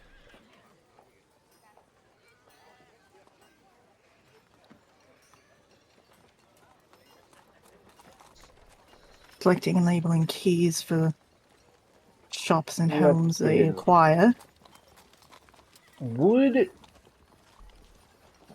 Hain be able to get in to these places without question? Are you asking her or are you asking me? I'm asking her. As far as I know, usually Hain is sent to various places to handle certain affairs. Maybe. Bar pulls out his severed head and starts trying to commit it to memory. Oh lordy. He's half orc, half Jotunkin. It falls within my disguise base. No, it'd be funny as you study that head, and you know, next time you go to do it, you turn into him, but the face is all wrong because you're looking at a dead face. My memory is shit. No, you're looking at a dead face that's slack with the mouth open. I had a few pints. Deal with it. Yeah. After that, Bar will go somewhere and burn the head. And get some EPs. Yes. Bar will burn the head, desert her, get some EPs, and well, he'll burn the head, come back, finish the discussion about the main plan of like what we're stealing, how we get in there, then sleep. Yep. Now, would it be considered would it be considered 4 hours is a long rest, or does it have to absolutely be 8 or more? It just has, either more as is a far long as rest. Elves are the only ones who get 4 hours. Yeah. or But a I four am hour a 4 hour long rest doesn't necessarily mean sleep with regards to elves, and 8 hours for other races, it's not necessarily sleep. It could, the actual sleep part can be 3 to 6 hours.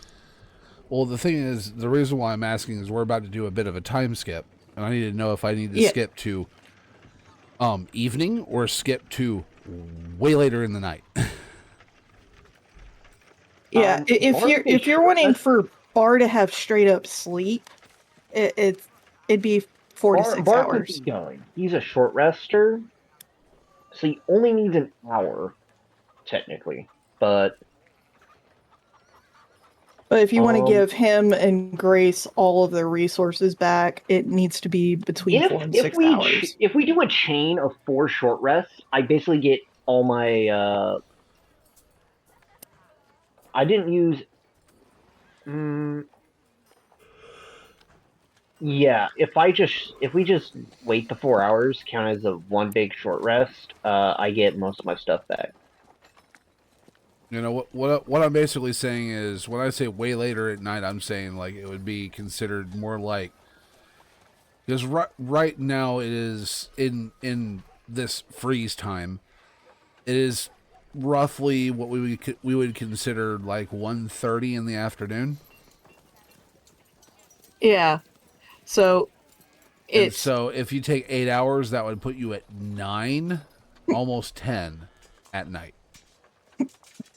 Versus about 2 to 3 6 or 7. Yeah, 2 to 3 hours after sunset. And it doesn't necessarily mean that you have to be asleep. Yeah, that's why I was saying the actual sleep part only needs to be like 4 hours to be considered a long rest. Yeah, we'll go ahead and just do the long rest. That works. Okay. Thrain, any objections? No. That sounds pretty good to me. Okay. Yeah, it's like, Sarah's, Fido, and Miss Moss just sort of putter around the shop together. And then, Sarah's asked about where she's got, like, ingredients for making dinners, because she feels like just making something for the group for when Grace and Barkayer wake up. Oh, fun thing. In roll, warlocks can change their spells on a long rest. Yes. Like mostly, like all the classes can now change spells on a long rest to a certain degree. Mm-hmm. So, yeah. Considering I only have a couple spells, I might as well finagle them a little bit. Yeah. So I'd say everybody go ahead and get a long rest. Yeah. So I'm gonna go on ahead and long rest Sarah, or not Sarah's, long rest Grace. Grace. Do a long rest. And long rest Fido, even though he hasn't been in combat, still long resting would do him some good. And so, it is now at night at 10 o'clock their time. Go ahead and see if I can get... Whoop.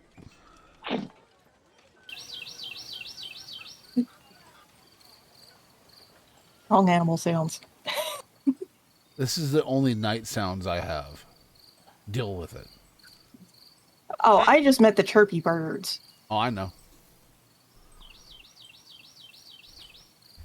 So, early in the night, you all head out, correct? Yep. Yep. We just had essentially dinner, which was of a better quality than Miss Moss is used to. Yep. Because like most bookshop nerds, she just tends to eat porridge all 3 meals, if she remembers to eat 3. Let's go on ahead and get what was it? Stealth rolls. checks. Yep. Stealth. Flat 19. Okay. Hell yeah. I not get a good roll. Yeah. Flat 7 for me.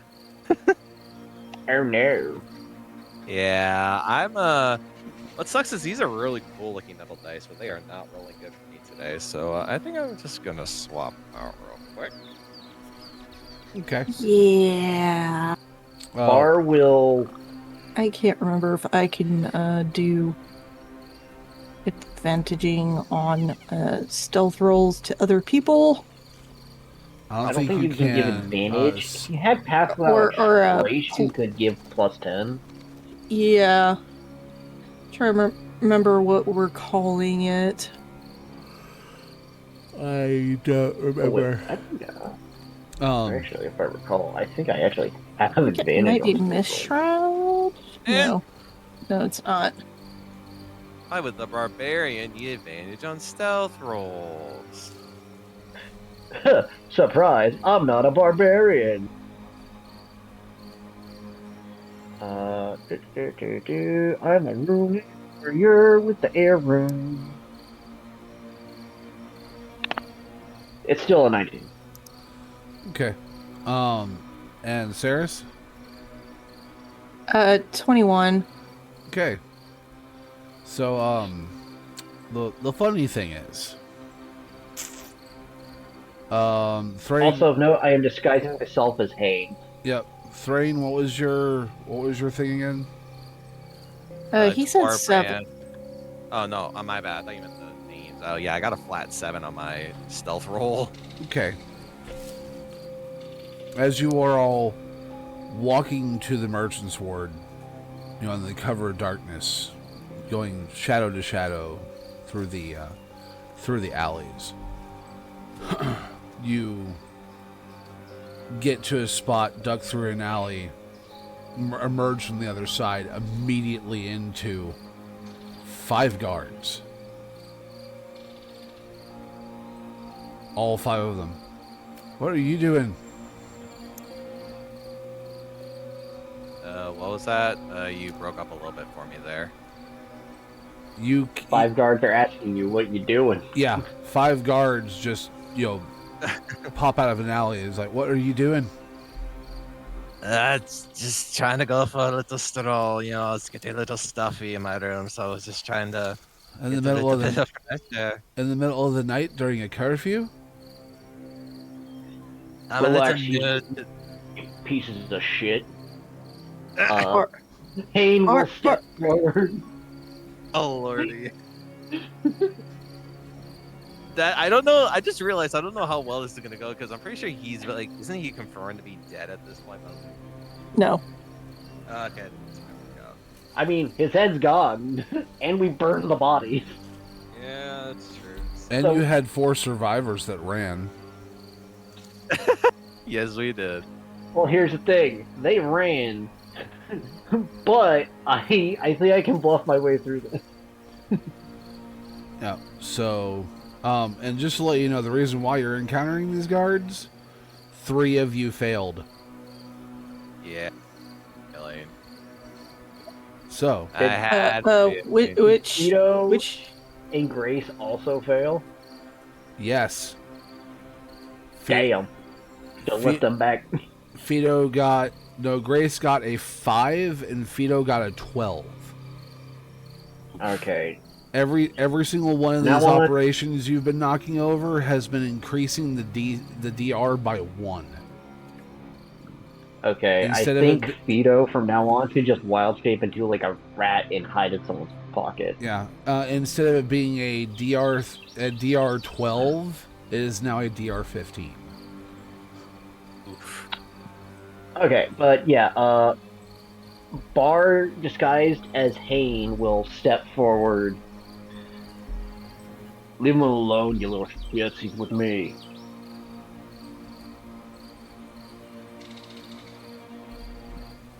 Okay, this will be a flat roll. Do I need to make a Deception. check or Yep. something? Yeah. Do I get advantage because I am disguised? Sure. Alright. I'll save that first roll. Second roll. All right, we'll go with the first roll. That is a 19. He looks you up and down. The lead one that talked to you looks you up and down. And goes, I thought you were...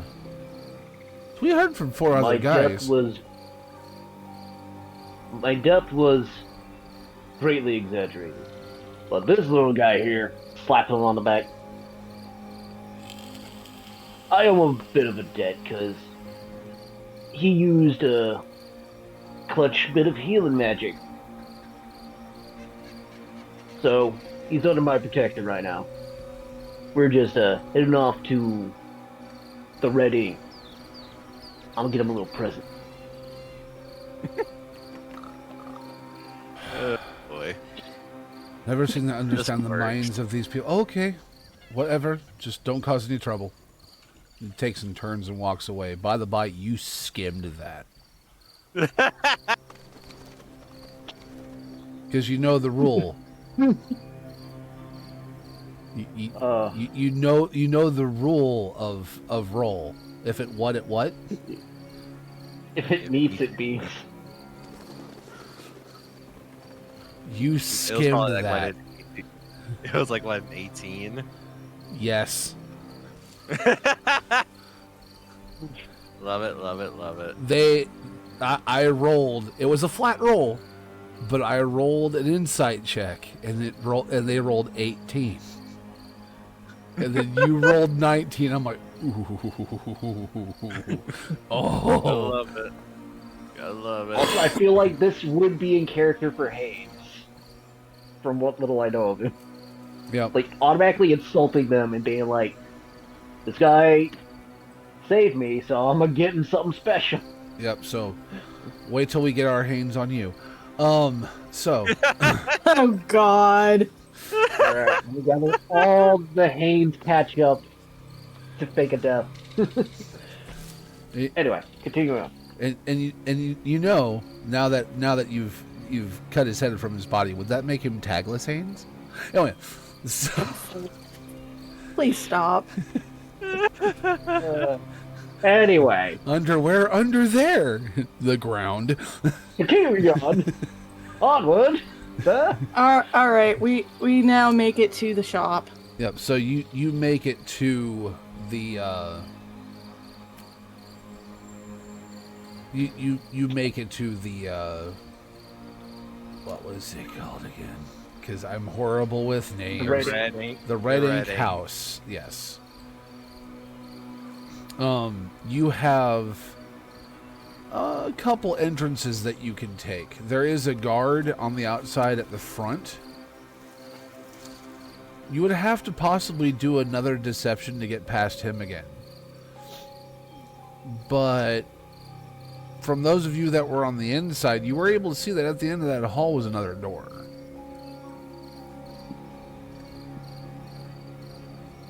We'll ask them, do we go through this door or is there another way? There's another door. We've got to go through an alleyway, though. Alright. I think if we go... sneak down an alleyway. If need be, I can lie again. Yeah, follow me. Cool. And I lead them a couple alleys away and then around to the back door. Okay. No need to make... Checking to make sure there aren't any guards in the perceivable area before stepping towards that door. Yeah, no need to make any further stealth checks because you've already kind of failed that. But as you come around one of the corners in the alley toward the back of the of that building, you do see that there is a guard, but he's kind of leaning against the wall. Hear like soft sounds coming from him. I just hold my hand up to get the others to stay put and softly walk up towards the guy. Okay. Bar readies his meaty paws. Yep, you're still holding on to that initial stealth check of yours, so you're fine. Yeah. You slink up to him. You're in the shadows across or not across, but in the shadows near where there's a lamp. There's like a lit torch sconce over his head, and you can hear a lit caged brazier. The soft sounds that he's making is. No.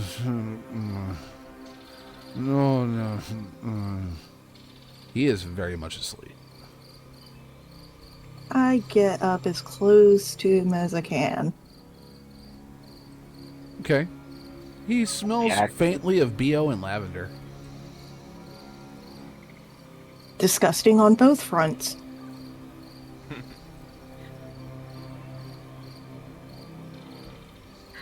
I take a look at his hands and around his belt to see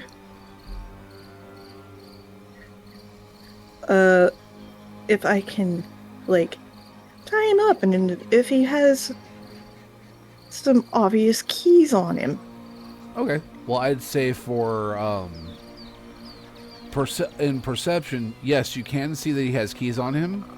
He also has a spear leaning against the wall to his right. And other types of accoutrement.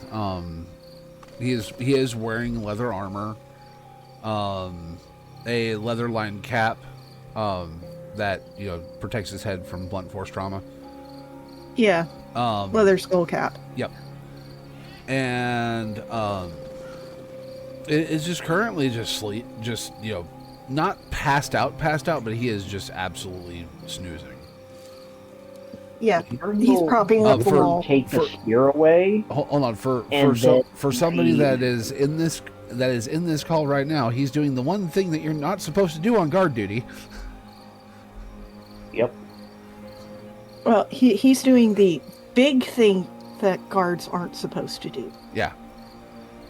Which is sleeping on the job. Yeah. Take notes. Which is why I was saying, are his hands close enough together for me to tie him up without him waking? He currently has his. I think he said his arms were crossed as he's leaning back. He's got kind of his arms behind his head. When you that's why it's the strong odor of BO. Yeah, his armpits are exposed. But it was faint odor of BO, but yeah. But he's like, now that you get a closer look at him, he's not really standing and leaning. He's more like he's got a small stack of boxes under his butt to keep him upright, while his shoulders and his hands are resting against the wall and his head's resting against his hands.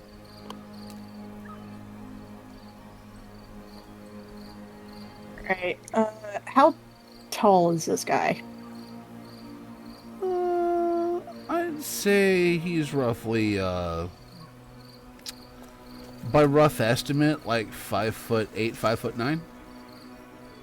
So a little bit taller than Saris. Yeah.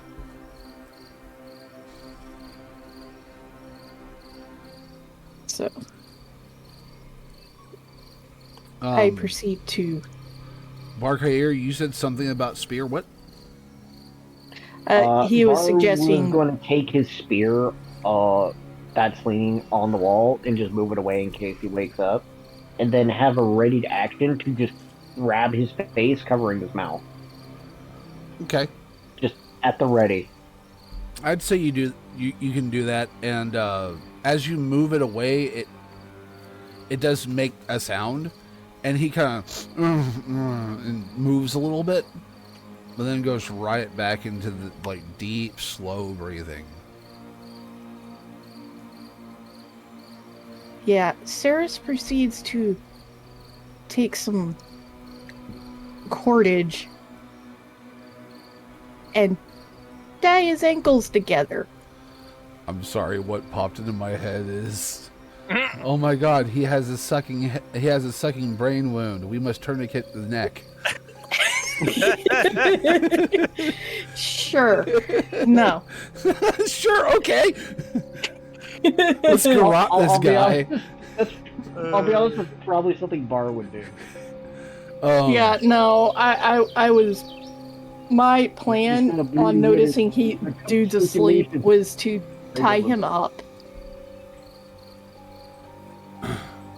That way, if he comes to consciousness, offer you to he gag him. can't really move. Yeah. So, I'd say make that a sleight of hand check. That's gonna be dead simple. Yeah. When I say dead simple, I mean a 26. Okay, you take and tie his feet together. Yep, without causing them to move whatsoever. Except for the shifting of his feet, but he's not really resting any weight on his feet, so it was pretty easy. But the hard part is his mouth and his hands. Bar hands one of his socks over, Oh God. just in case the stuff in his mouth will shut him up. Oh, I thought it was the sock. No, not that sock. That one's too weighty. No, I would literally call out. I would literally say, I draw blood money. Okay. So all I heard is I pull out the sock, and I'm like, oh no. No, he said a sock. Oh, a sock. Yeah, Okay. a sock. Okay. Yeah, okay. he said he hands over a sock. Yeah, if it's the sock could work in this situation. Yeah, just badonk him on the head.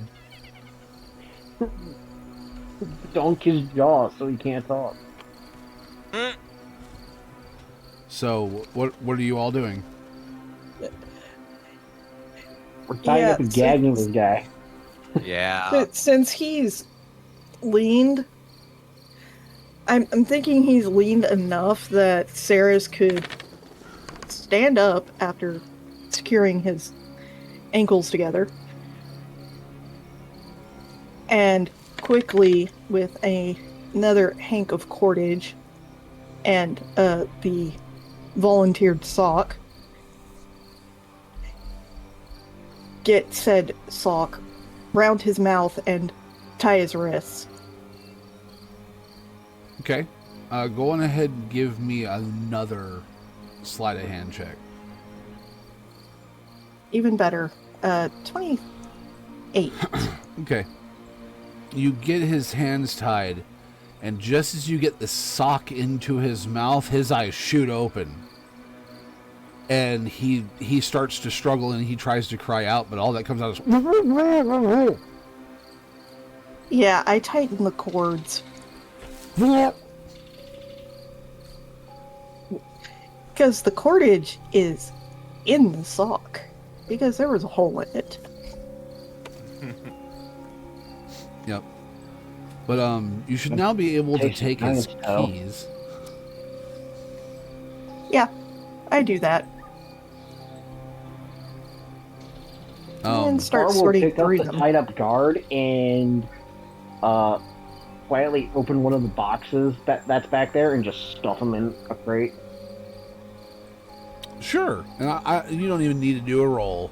He's tied up and essentially helpless. Poor little baby. Yeah, the cordage around his ankles The makes best for part a is I great still look like handhold. Haynes. I still look like Haynes. Yeah. So So he's he's like, like, what? Why you bully me? why you bully me, boss? Exactly. Unfortunately, boss can't understand what he's saying, so it doesn't matter. Anyway, once he's put in the box, I think we're ready to enter the building. What's in the box? Guy. Dead, Yeah, soon to be dead guy. Maybe. So You might let him live. while Bar is stuffing guard into box, Saris is looking at over each of the keys to yeah, he versus the door to match up key to lock hole. Yeah, he does seem to have. Let's see. roll a d10. Oh, I figured he'd roll d20. He has 8 keys on him. Okay, yeah, I should be able to sort it by the time Barkayer finishes getting him in the crate. Yep. The rest of you can rejoin her now. Yeah, all Yeah. the major stealthy stuff is done. Fido comes over and says, "Right, I've checked over on the other side, and I don't see anybody coming." And Grace says, "Yep, it's all clear here." Right. Why do I not trust it?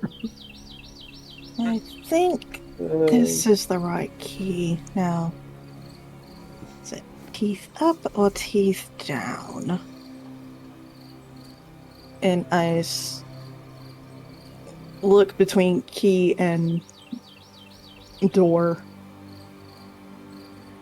before deciding it looks like teeth down. The long bit right. is downward. Alright. Slowly slide it in place and start turning. You get the key in, and it only goes like 1/8 of a turn and stops. Okay. Let's try the other direction. Still same amount and stops. Okay. Then it's not this one. Alright, what about this one that looks sort of similar? In we go. You insert that one, and it doesn't move. Okay. Oh, this one doesn't While she's make trying any... to pick a new key, Barb will just test the latch to see if it just moves, if it's unlocked. It doesn't seem to have a latch. It seems to have a ring. Okay, so Barb will just attempt to open the door gently to see if it's locked or not. It doesn't move. It does give a little bit, but it doesn't move. Alright, how about this one? Doesn't look anything Ring like number it. 4. That one, which is rather interesting because this is like, it looks like a wrought iron door. And this key is, no, this key that you're holding, it looks kind of silverish. You put it in, and you can actually hear like slight scraping, and before you even turn the key, you hear click. Oh, lovely. Magic. Push door before pulling key out. Yeah, you push the door, and the door just, opens up nice and smooth. And when you pull the key out, the teeth are in a different configuration. I take that one off Magic. the ring and stick the rest of the wad keys into a different belt pouch from it.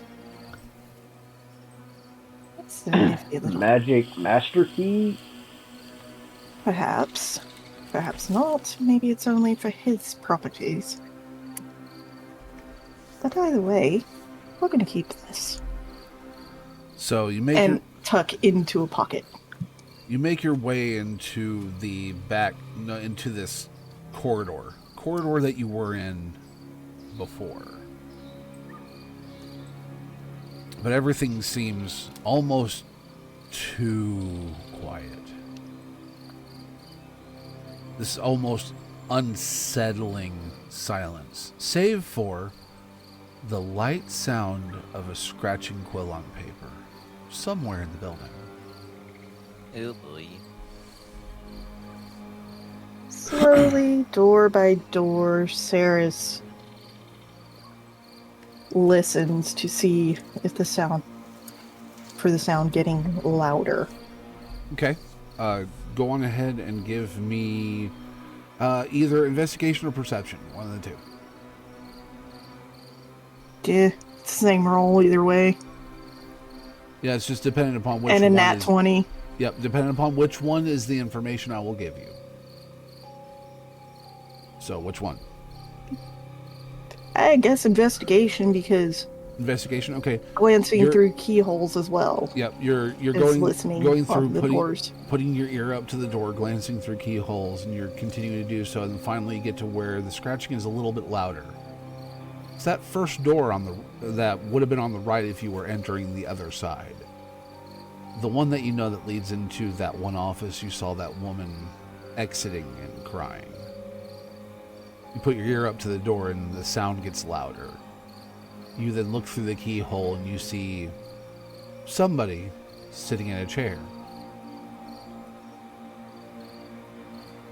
You're hurriedly working on different pieces of paperwork.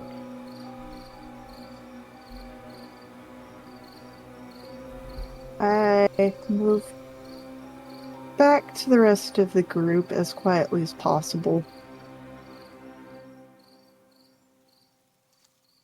We should start with the records room, but there's someone in that one. Seems to be working overtime. I hold up the guard's spear I still have. I flip it around so it's blunt side up. And I mime a whacking motion. Yes? No? I don't know.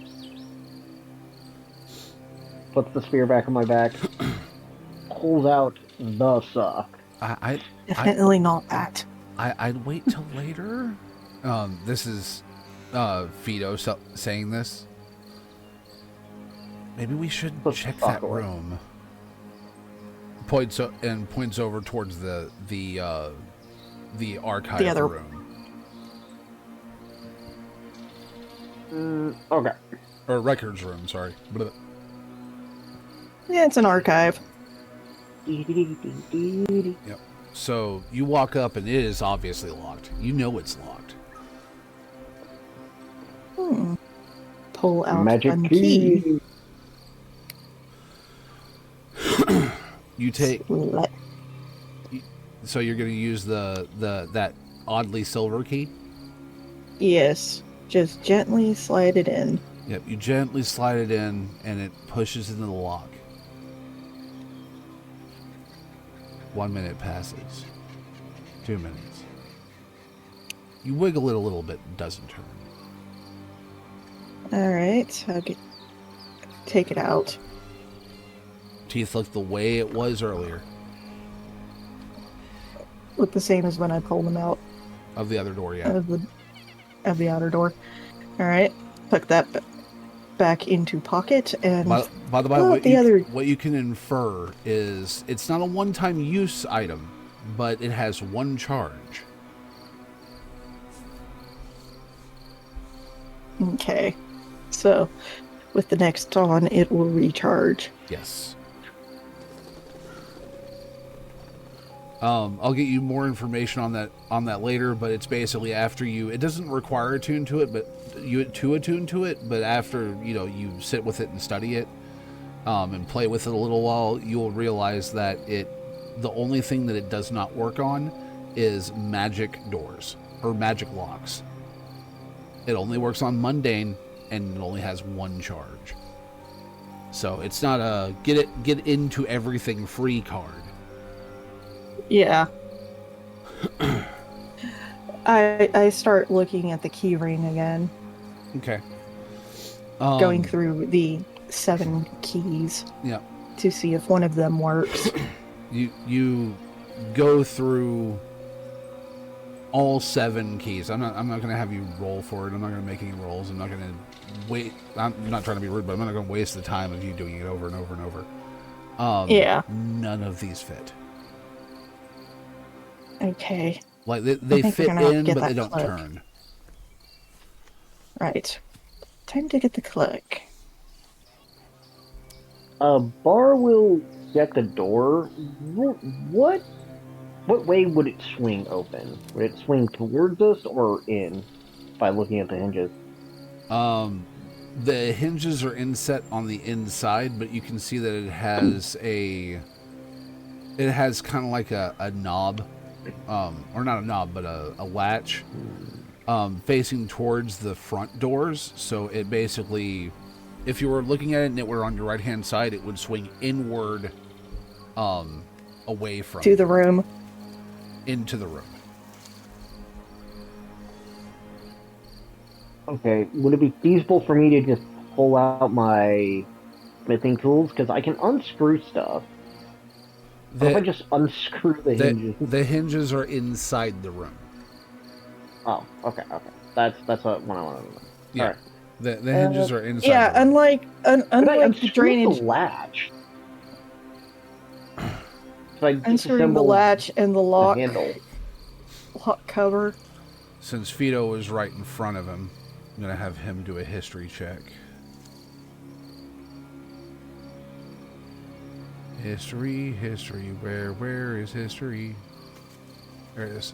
Bottom of the first column. Yeah, that was enough. Fido goes, well, before we go in there, guys, I remember when he, put the stuff away in the drawer and let us back, he pulled a key out of that desk. Oh, okay. You guys get the key. I'm gonna do a little sense to see how many people are in this building. And I'll do my tremor sense. Okay, so there's this, All right. you close your eyes, Daredevil vision starts up. Basically. The only thing that you sense is a very, very light contact of movement inside that one room. The one that Sarah spoke of. Yes. Interesting. So he's the only person in here? And Besides the party. Yeah. And the one thing that you can guess is that very light set of movement is probably him writing something. Either that or he has mice in there. Well, that or he's just lightly tapping his feet on the floor. Okay. I assume this would be an investigation check using my tremor sense. Could I try and, see... Because it's the movement of his writing, can I catch a glimpse of, what he's writing based on the vibrations? So, I would assume it's, when the vibration would, draw the lines in my head. At the angle Or something that like you're that. at, I would say... I know you're supposed to say yes and or yes but in this case it would be a not really. Yeah, that's fair. That's fair. I'm sorry. No, in your brain, I'd say I was it's able to more make like an pulsing like a investigation check and roll heartbeat. natural one, and my brain hurts. Yep. But so you head over to the or you does Thrain go with you, or does Thrain, what is Thrain doing? Because you guys have kind of been going. Thrain Yeah. would- Yeah, Thrain would tag along with them to make sure he doesn't do anything too stupid, quote unquote, and just tag along with them for this. Okay. So Sarah, To keep up the act as well. You said Yeah. you said you were going to the to that main desk that he was at. Yeah, the desk clerk was sitting at before. Okay. Because Fido said, "Oh yeah, he pulled a key out of that desk." Yeah. So you go up to that desk and what do you do? You're now at it. I am looking at the drawers. There is a almost like a file cabinet drawer down and to the left of where he was stationed at. You can actually see the hinged piece that y'all walk through. There's one there's one to the left of every single one of those pull-out drawers.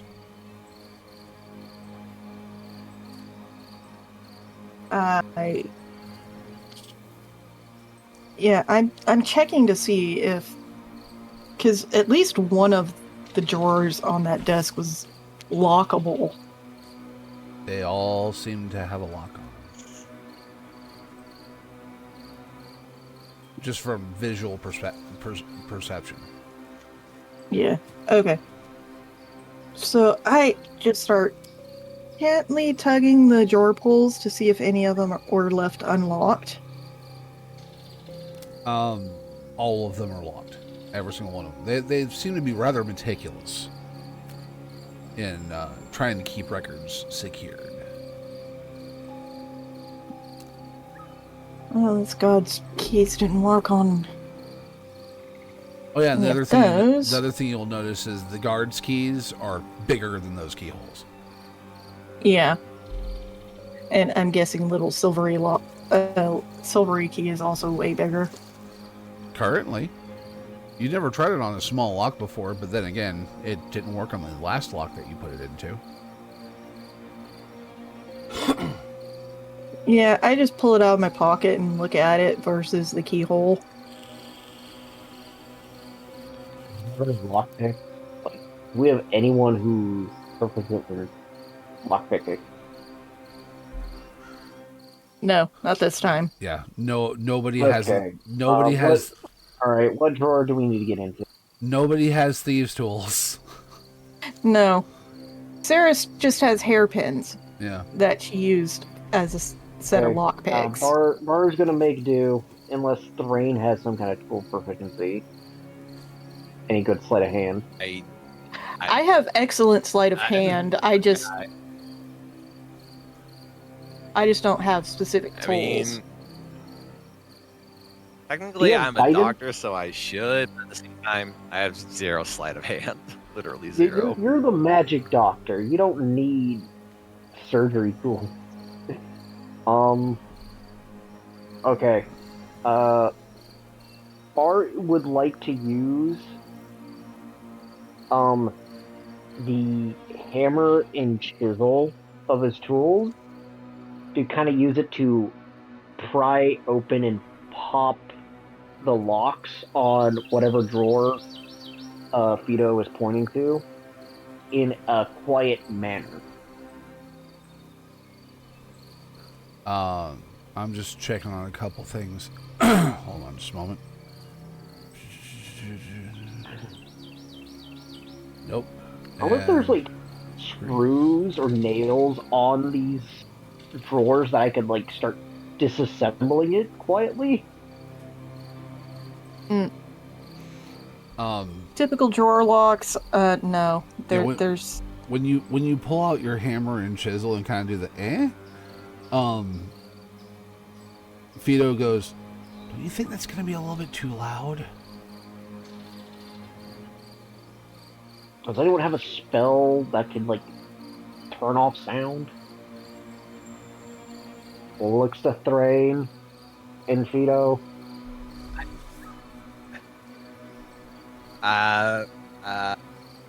No.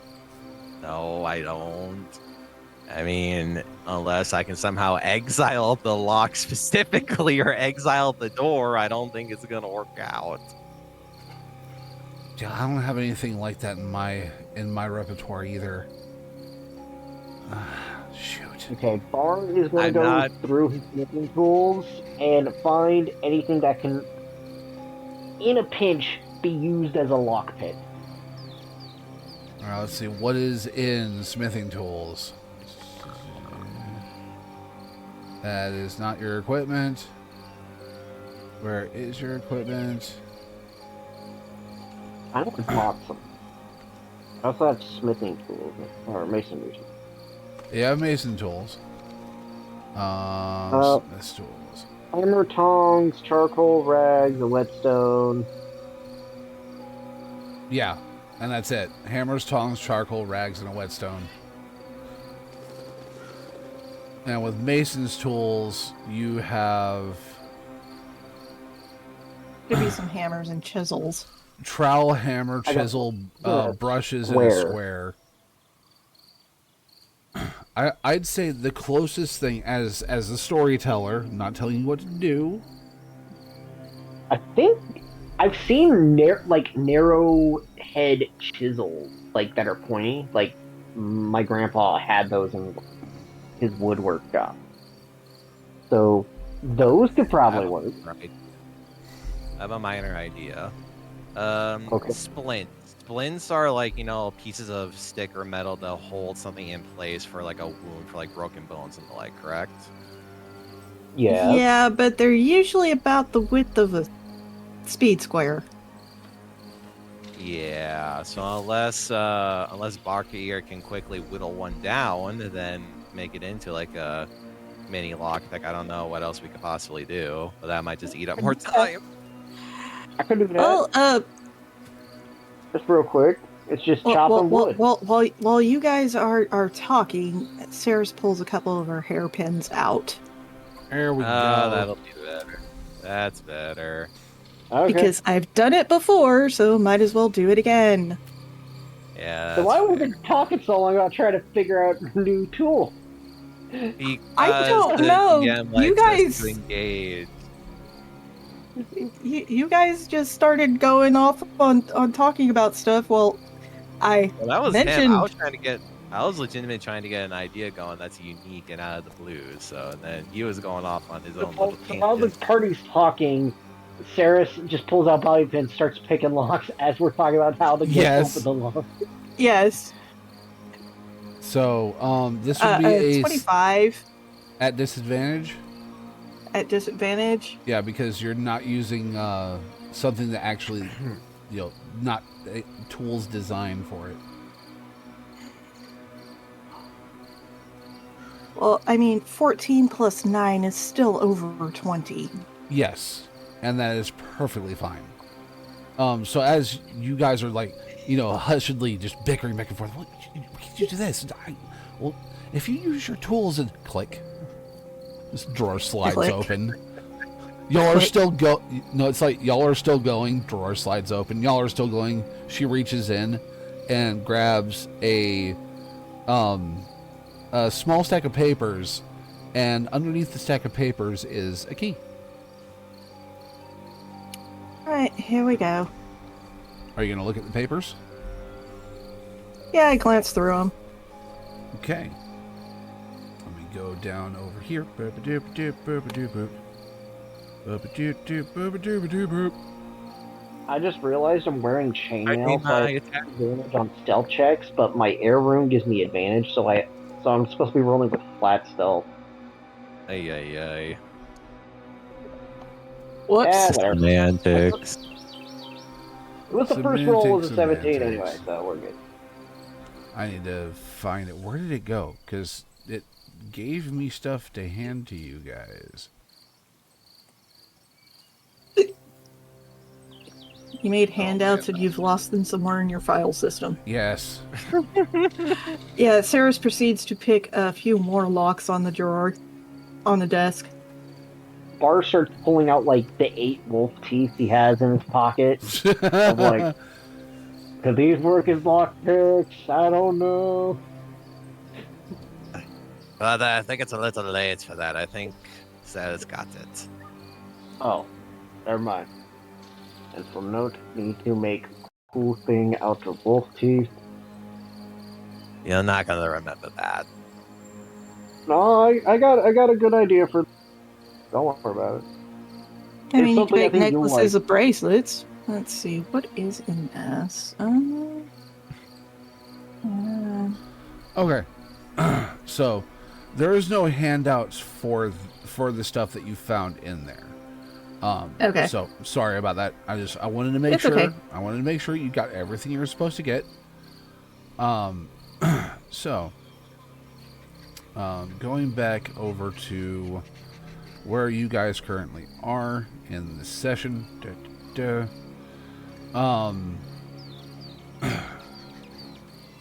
You find complaint forms that are weeks old.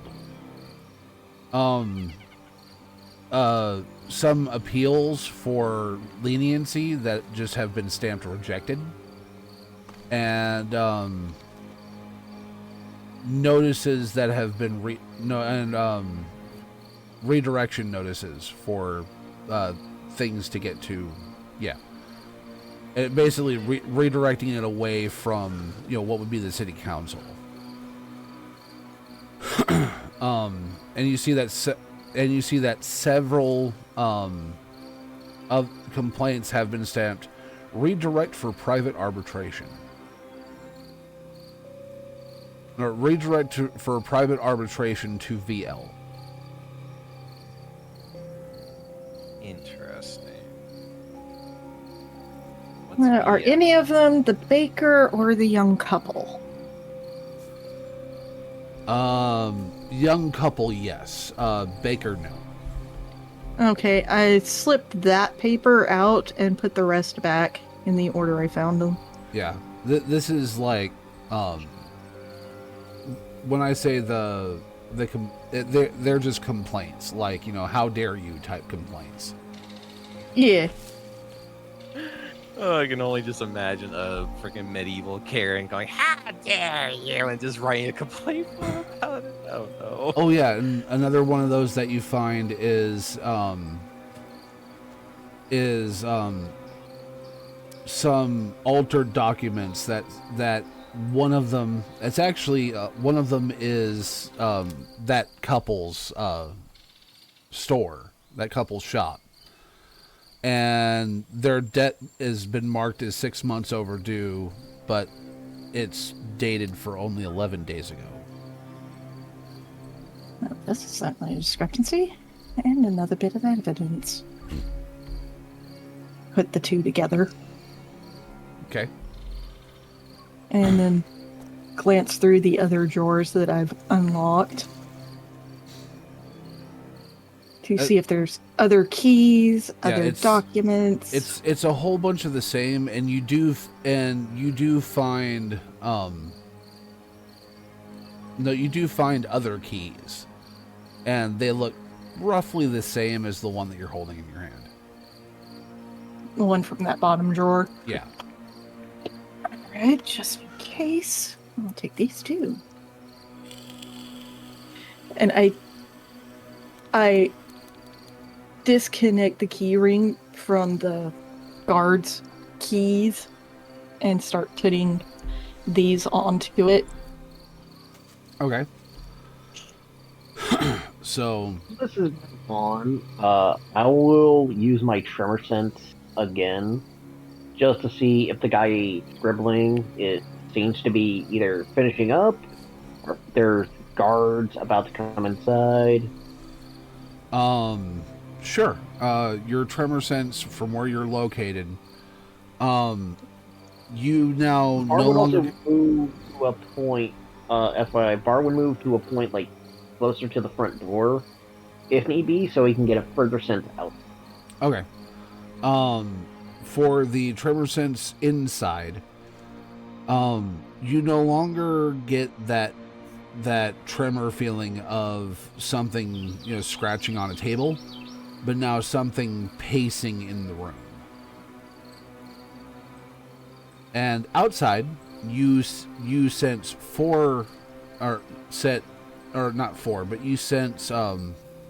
2 sets of feet, and then one of them starts walking away while the other one kind of assumes a position.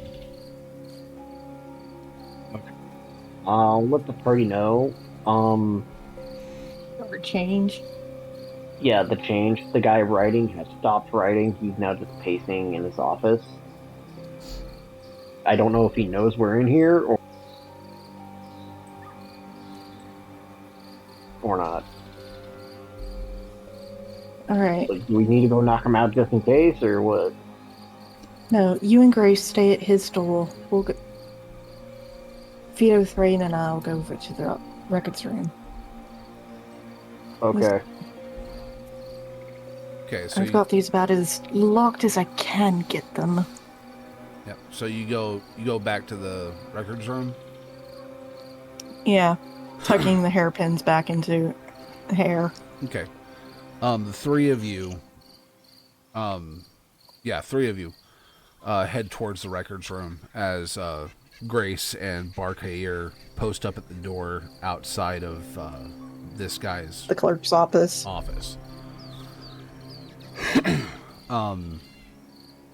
You walk up to that door. What do? It's just the engraved, embossed lettering that just said records room is staring you in the face. Yeah, I start with the key I pulled out of the lower drawer and go one by one until I either unlock it or I've gone through all the keys. Okay, well, no need. First key that you do, it just click. Alright, the rest of these must be for drawers. In we go. You push the door open, and And I it look at it almost sounds. lintel and... I was just gonna say it almost sounds, because of the near silence you guys have been in. It almost sounds a little too loud.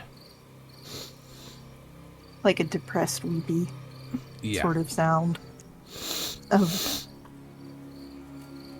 begging for oil to the hinges. Yeah, I just I look at the lintel threshold and styles of the door or around the door to make sure there's nothing like any kind of traps.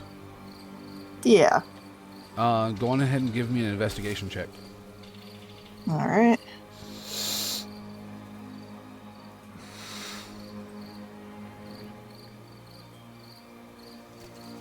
A 21. Tis a 19 plus 2. You do not see anything. All right, and as I just keep going slowly into the room, waving the others in behind me. Okay. All three of you enter in, and this is a very small room. If you thought the room that you were in previously was small, this one is about half the size. And it's stuffed full of bookshelves. And it's stuffed full of scrolls and mounds of paper, various different books. If you all want to, I mean, it's kind of the point. Perception checks all around, or not perception. Investigation checks all around, except for Grace and Barkair. Yeah. His initial investigation check was for trapping. Okay. Fido has passed. See what his gets him. Okay. What about you all? 22. 22. What are we rolling for again? Investigation. Investigatione. Oh my gosh. Yep. The dice are being mean to me today, DM. Punish the dice for me. He can't. Bad He's dice. in a different state. How terrible. 5. 5. Oh gosh. You are just not finding anything. Alright. So I have sent you, Deanna, what you found. Yeah. But as you're looking at it, you see that Fido is holding on to something and his hands start to shake. Yeah, that's not good. Let's see if Peter, what's wrong, child? I'm going to have him do a wisdom save. You see That's not good. You see tears running down his face.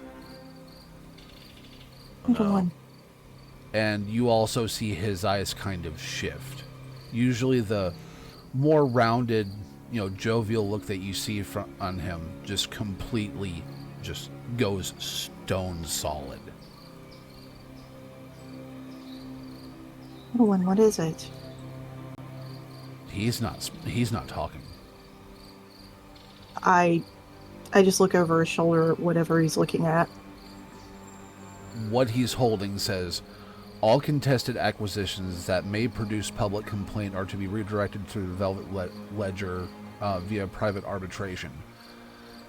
C, authority remains sufficient and for correction seizures, witness delays, and complaint reversal. Do not... Oh, wait. Oh, no, that's not the right one. Sorry. My bad.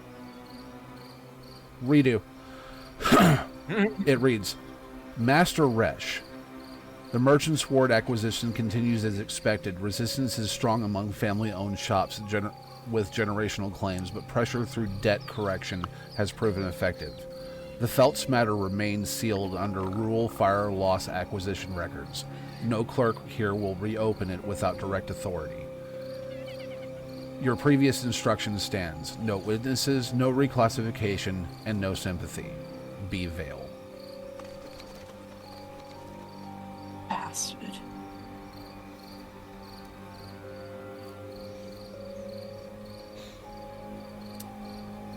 Fido, without looking at you, turns and walks out of the room.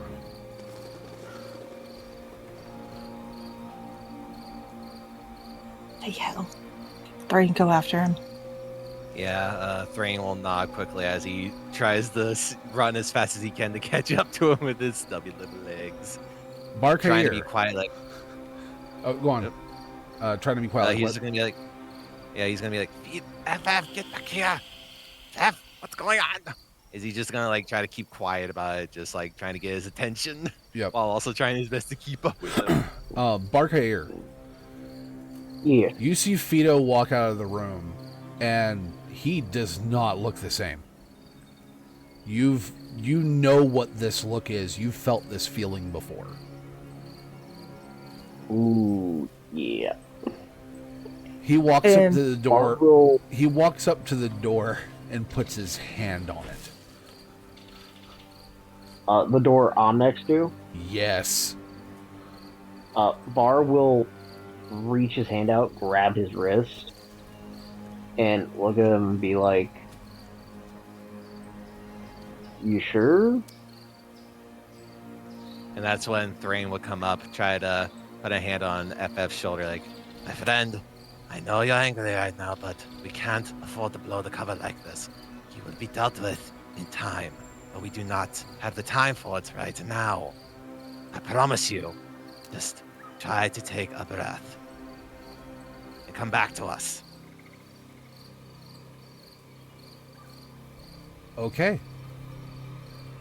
Go on ahead and make her persuade. Not Barkair, but Thrain.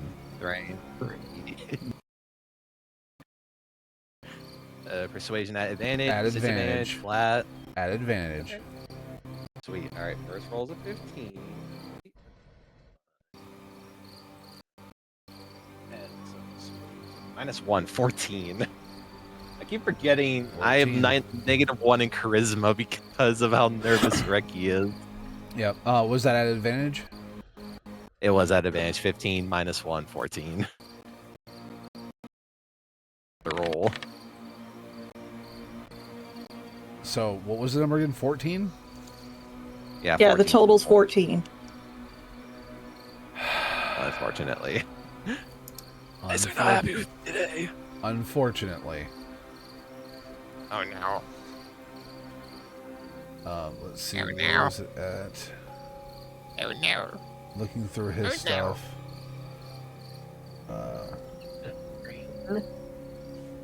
For just like a quick nod or shake of his head, yes or no, stop him. Kind of look. I don't know, because I don't know what's gonna happen here. Thrain would just be totally confused, just trying to be the peaceful mitigator between this, just like, I don't know. And he's just gonna like shake, he's gonna like shrug his shoulders and shake his head, like, I don't know. No, I'm trying to find. Oh boy. I am nervous. No. Does it look like Fido's about to barge into this room? Do something. To a Doing certain something extent, reckless yes. isn't stupid. Oh yes. Yes, you can tell. Alright, but the question is, would Bar stop him? That is the question. Yes. For the sake of the mission, it'd be like depending on it. Will he let his anger? I'm a roll wisdom, and I rolled a natural 20. So Bar is going to stop Vito. I'm trying to. Bar will physically stop Vito. If need be, he will rear naked choke him into unconsciousness if he has to. No, I'm trying to find a certain spell, and I just can't seem to find Oh it. no. Oh no. Reaction: I start to I grab Vito's arms and cover his mouth to stop him spellcasting.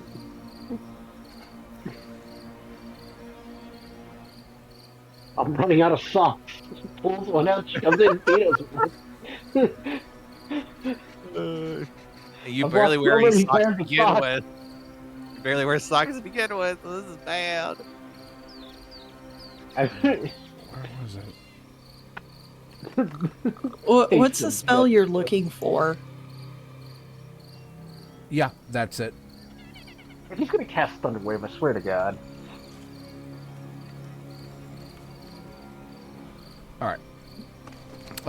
He is going to cast, because this is like you guys are trying to convince him, and he just doesn't respond. And so instead of grabbing him and trying to get him to stop, you tried to talk him out of it, and it didn't work. Well, that's what Thrain did. Upon seeing Thrain fail, Bar has the realization, I should physically stop it. Yeah, Thrain Plus, can. Thrain initially reached out and grabbed his hand to be like, dude, you sure about this? I thought I changed things out. Dupe. Dupe. Save. He just turns into a fucking grizzly bear and charges in. Oh no! I don't even think he has access to that. No. Becomes grizzly bear. Him. But Turns back. before you're able Okay. to before you're able to slap a hand on his mouth, he speaks an utterance of a word under his breath. Let's see. The guy on the other side of that door, I need him to make a con 15 save. Oh lordy, what on earth is Vito It doing? does so require line of sight. Well, he's casting it essentially on the door. The door is... But it's also a 10-foot cube, and he's within range. No, it's a 15-foot cube. Or a 15-foot cube, and he's within range. Oh, that's even worse. Oh, That's shit. So- Counter spell! I He don't have that. freaking failed. So no. in that moment, all you hear is right in front of his hand, the door shatters inward. So does a good section of the wall. This guy gets blasted to the back wall as he casts Storm Surge Oh gee, Minnie. at 6th level. Thrain, You said Thrain, you deal with him. in Shard you cast it at Or 4th, sorry, so that fourth is level. 4d8. Yep. So 4d8 plus 1d6 of him slamming into a wall. Oh lordy. And then a thunderous boom Oh yeah. 300 feet around the building. Yep. Oh no! That's some popped eardrums right there. Gating the doors. And shattered windows. Oh yeah. So let's see, does he have that amount to give? Let me go ahead and roll the d6 as well. Oh no. Damn it, Thrain. Not Thrain, Vito. Dude I was gonna hits say, what do you expect me to do? Okay, he hits the back wall, I don't know, falls to counterspell. his knees, gets up, Good and his made. ears are bleeding. And so is his There- nose. Do clerics even get counterspell? I don't think think so. No. I was gonna Aw. say No. maybe OP if they could. But this guy falls to the floor, and Feel that, man. he's looking up like, what? As Fido starts striding into the room. You had No. my parents killed. No. I need your help here. Okay, fuck barricading stuff. Bar's gonna run up behind Fido, and he's gonna say, "I'm very sorry to do this." He's gonna take the spear, using the blunt back end of it, and try and knock. Actually, no, he won't smack Vito. He'll grapple Vito and go for like a rear naked choke and just start dragging him back while trying to knock him unconscious. I'm gonna grapple him unconscious. That's what I'll do. Sure. Right, He's big gonna, old. he's gonna use dexterity to try to get out of it, but sure. Scrolling through the top.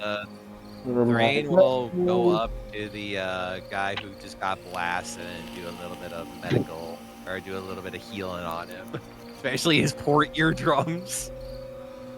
Well, you'd have to you'd kind of a have to unbury him because 24. he is buried underneath a door and a desk. desk. Well, it's mostly Oh, the yeah. desk. Oh Right. boy. So, Barker, what did you roll? I rolled a 24, nat 20. Okay, Well, yeah. another one? That's like 2 in a row, my guy. Come on. He rolled a 19, so he failed at getting out of your grip. And I he will is attempt now to get screaming and crying at the same time. And I'm not going to yell it here, Part but of my just- grapple is to cover his mouth. yeah, basically he's like, what he gets out is, you don't understand. No, you don't understand. He must pay, and then you slap your hand over his mouth. All right, I pick him up because I'm so big, and I start dragging him out. And I will start saying in his ear, I know more than you know. I know precisely how much certain people need to pay for their crimes. Alright? I feel you in every single measure. But now is not the time. You're going to get us all killed by the, probably pretty soon, mountain of guards coming our way. Yep. You will get your vengeance later, not now. But Yep. if you keep trying to fight me, I'll have to knock you out. Intimidation, I guess. We'll Intimidate him into his senses. we'll hold off on that. Saris, now you know there's not much time left, and there's more things that you need to grab. Yeah. So you can do another check. Yeah, You're another investigation the man. check. If I Yeah. find the Bury shit. him first. Another 21. 21. Okay. Yeah. Going back and forth between the room the clerk took us into and the actual dirty dealings room. Okay. There you go. Cross-referencing shit. You found that. And you found one more piece because of how high you rolled.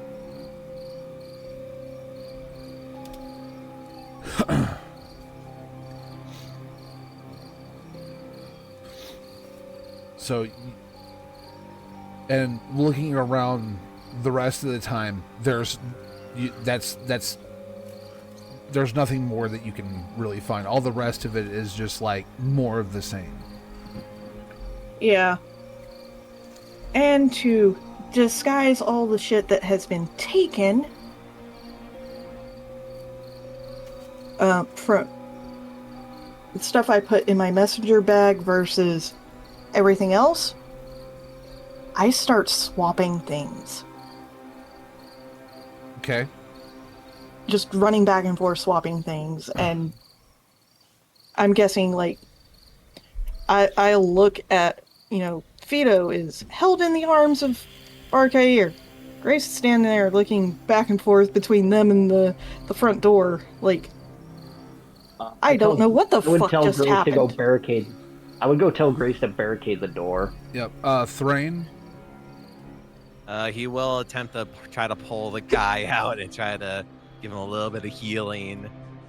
Just because, like, I'm pretty sure he's semi-innocent in this. It wasn't...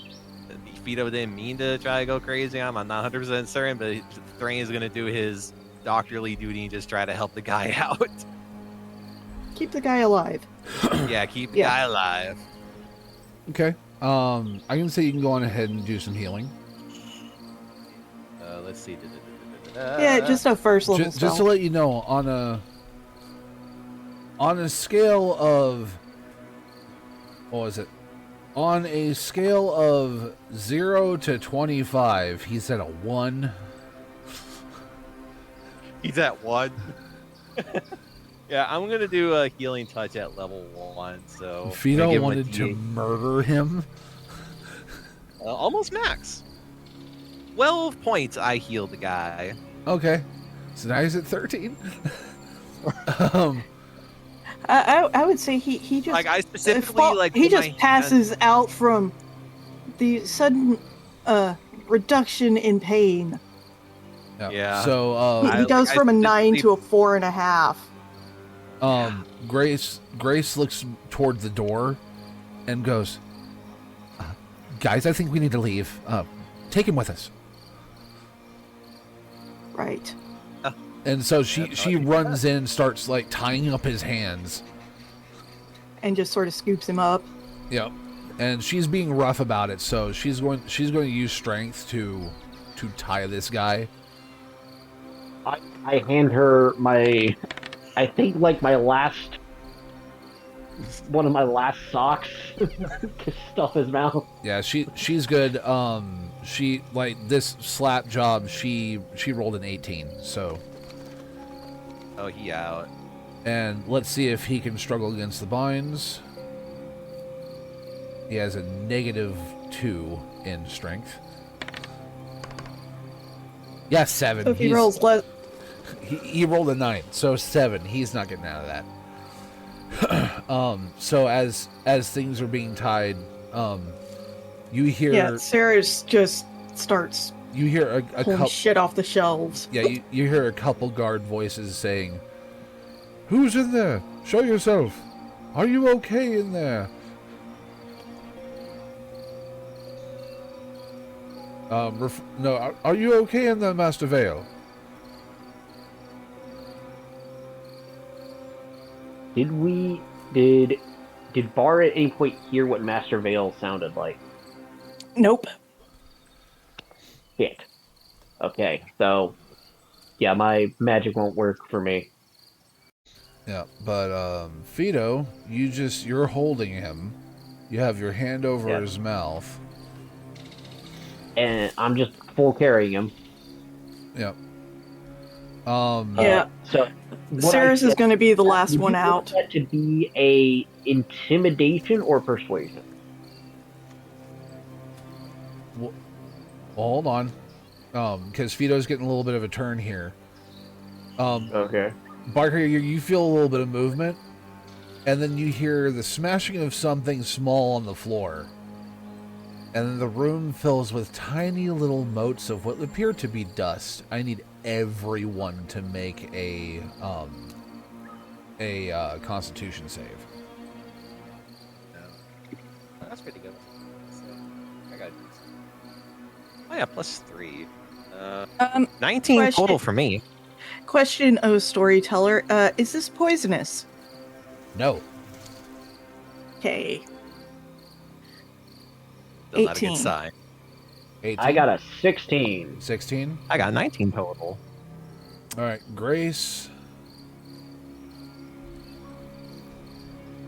I go to Grace's. This is turning from a simple smash and grab to. Oh, Grace rolled a now natural we have 20. to fight our allies. Yep. Grace rolled a natural 20. And Master Vel. Fido is in the middle of this too, so. Oh, that's Yeah, not it's good. indiscriminate. Oh, that's funny. Okay, and this guy? Oh, he did you has- roll like a nat 1 or something? Okay, so all of you, like, you know, it gets into your nose, like, ugh. You know, it you can kind of feel like the edges of everything starting to blur, and you just shake your head and everything's fine. For Fido and for Thrain and Grace, or not Fido, but for Barkair, you feel Fido go limp, and for Thrain and Grace, you both see Mr. Doodoo Head. Just his eyes roll into the back of his head and he falls over. That's not good. Oh no. I check as I start to move for the back door. I check Fido's pulse. Like, is he just asleep? Oh, he's asleep. Okay, I don't bother waking him up. I just say, "All right, we gotta move now." What about the pulse, Mr. Doodoo Head here? The one that... Oh, he's still got a pulse. blasted. He's actually, you can kind of hear faint snoring from behind the gag. Okay, that's good. So he is also just sleeping. Okay. Yep. What he used was a use of the... You guys bought them a couple sessions ago, actually. The... Oh, he used the sleep spore Yep. thing. The spore pouch of gentle sleep. Difficulty rating 13. You lose your bonus act. You either become drowsy, or if your health is low enough, you fall asleep. Oh boy. Anyway, But you all succeeded, so Yeah. So Argus, you cut out. I don't know if anyone on the stream heard you. oh, Yeah, You you become can- drowsy, or that's all I I assume heard. pass out. yeah. It's you either become drowsy or slowed. If you fail the save and you have below a certain amount of health, you just fall asleep. Okay. Oh boy. Which that guy, he was below a certain amount of health, so he's able to fall asleep. I'm just doing this for Fido as well because it's easier to manage because I'm running two DM NPCs while the players are not available. Okay. Yes. Otherwise, he would Anyway. just lose his bonus action, reaction, and his movement speed would be halved. Well, he's currently being grappled by you, so His movement speed is effectively 0. I ask Steris, all right, as we're leaving, do I need to start a fire? Do I need to burn evidence? Like, what do I need to do? No. Okay. I took care of the evidence. Got the Alright. records we need. Mixed up But- everything and basically put stuff on the floor. I offer to take Give me a the few seconds other and I'm unconscious going guy to get this from back Grace. door locked. We're going to give them Alright. a locked door mystery. Cool. Oh boy. And I'm going to use sleight of hand to relock the back door. Very good idea. well, if 24. you remember, you still have that silver key that's in the shape of the thing that you need. Yeah, but I'm not trusting it stayed the correct shape, so I'm just... You look at it and it still looks the same. AKA, I'm letting you know, right now it's permanently keyed to that door until so- the next day. Okay, so yeah. I start to reverse my lock picking and then I'm like, hey, pull the key out and turn it after I've got the door shut and oh, okay. Yep, it's just ka-tunk, and it's nice and closed. All right, You let's all go made this your way way. out. Yep, through the alleyways. So through the alleyways, out toward here. Boop. So let me go on ahead and do this. We need to make a new stealth checks to exit, or are we still right in those other ones? Well, since y'all are in full flight and running, I don't think you'd be able to do stealth. You're moving two unconscious bodies and you're running. Yeah, that ain't happening, Chief. Okay. That ain't happening. But I'd say that all the people are. I have a way As soon that as we I get like could half a get block the away, rest of the party back to stealth. no, Okay. no. We get about half a block away from the building, and this happens. Oh, Miss Shroud.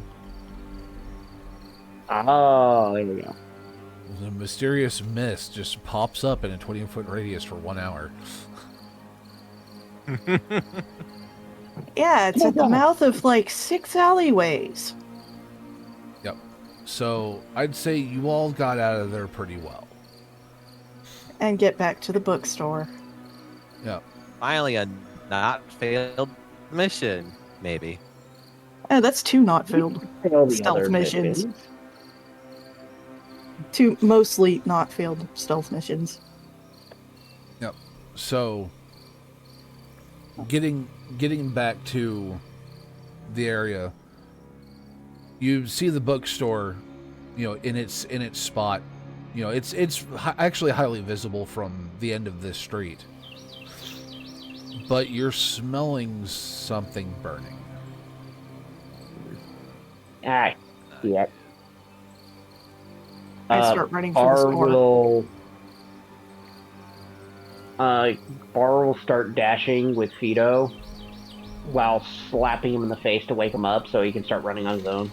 Oh, well, before you do that, just real quick. The breeze is not coming from the bookstore. It's coming from the east. East. So, this way? Yes. What? Okay, I guess we drop this guy off at the bookstore, then go check that. You can, if you so wish. Drop him and Vale. Yeah, well, I just look. I Barkayer, I just look at you and Grace, and I go, take them to the bookstore. Thrain and I'll go towards the fire. alright. Bar will Yeah, Grace goes on the it. people off at the Just bookstore. grabs Vale and just starts running with him towards the moon, the moss and moon bind. Alright. I think Bar will go with them.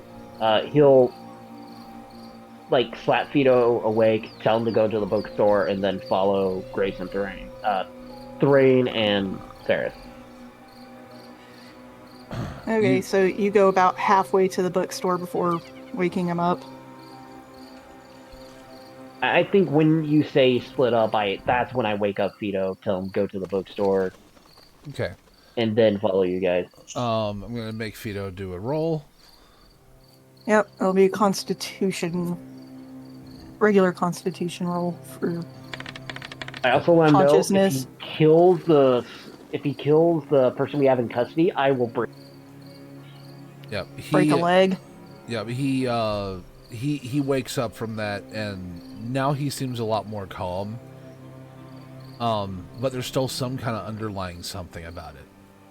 But he goes on ahead and, not haughtily walks off, but he walks off in that direction.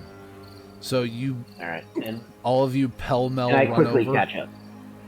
Yeah. So all of you pell-mell run over, and as you're getting closer and closer, the smell of the smoke is getting more and more and more acrid, more powerful. I alter my disguise to look like a member of the fire brigade. So I'm just a super tall, buff fireman. Yes, the very stereotypical kind that a lot of women are into. Yep. Exactly. I am the one off the calendar. Yeah, but Yes, you're Mr. July. the closer, Yes. the closer, specifically. the closer and closer you get to it, the The more. two biggest thirst traps are usually July and February. Yeah, but Anyway. the closer and closer you get to it, the more and more you start to hear it, you start to see it, you start to smell it.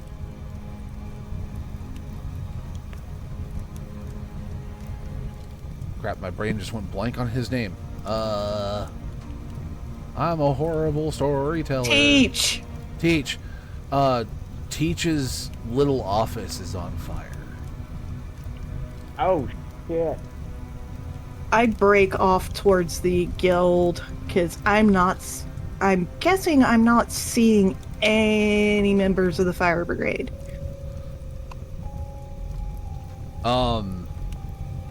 Currently no. It seems like this fire possibly has just been set, but it's burning fast.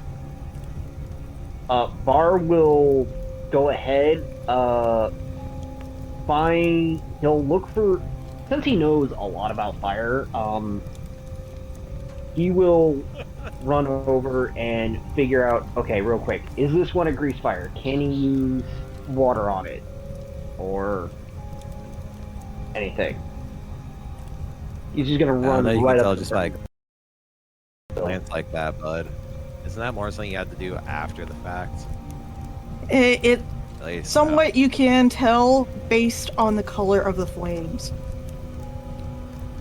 Yeah, so Bar will, I guess, do a nature check for fire.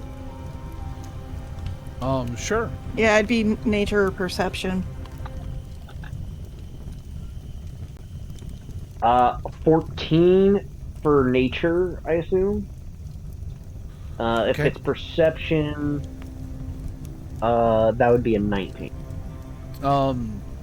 You can tell that this has been a fire that nature's... never mind. Nature is a +1. It's wisdom based, not int based. So Yes. 16. Okay. If that makes a difference. It looks like it could be put out with water. Okay, I will invoke my you'd have to do more of a deeper investigation check in order to see exactly what the accelerant was, but it's gone up faster than a normal building would burn. Thrain, is there anything you're doing? Because I know that you activated your water rune and you're just starting to douse it like crazy.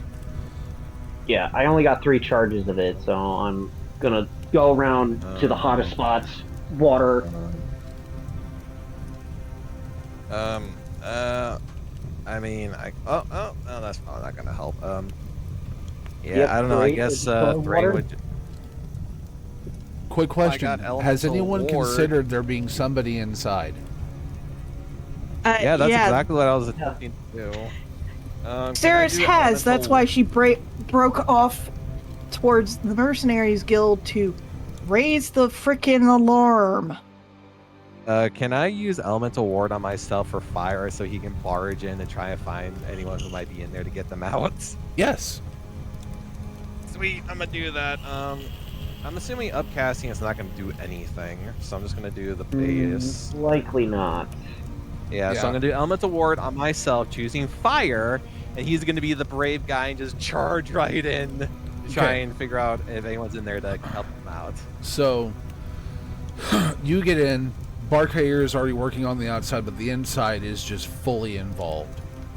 On your first essentially round in here, you take 1 point of fire damage. But on the floor, in the middle of the room, the side of his head, kind of covered in blood, is Teach. Oh no! Is he like dead or unconscious? Would I be able to tell by doing a quick medical check or medicine roll? Or Currently, right now, you are in a burning building. I would gonna say suggest I'm going bonus to- action. I would suggest quick action, healing word or our equivalent, and then drag him out. Yeah, I was probably gonna do. No, that's not gonna help. Yeah, I can just do healing touch on him and then just drag him out, just to make sure. Or no, hand of restoration. That's what it is. Yeah, hand of restoration. Oh no, wait, no, that's something different. Yeah, no, I will do healing touch I'll just be safe and do first level on him as I pick him up and attempt to try and pull him out of here. Okay. Oh, max. That's max health for him. 8 plus 5. Okay. So 13 points. 13 points.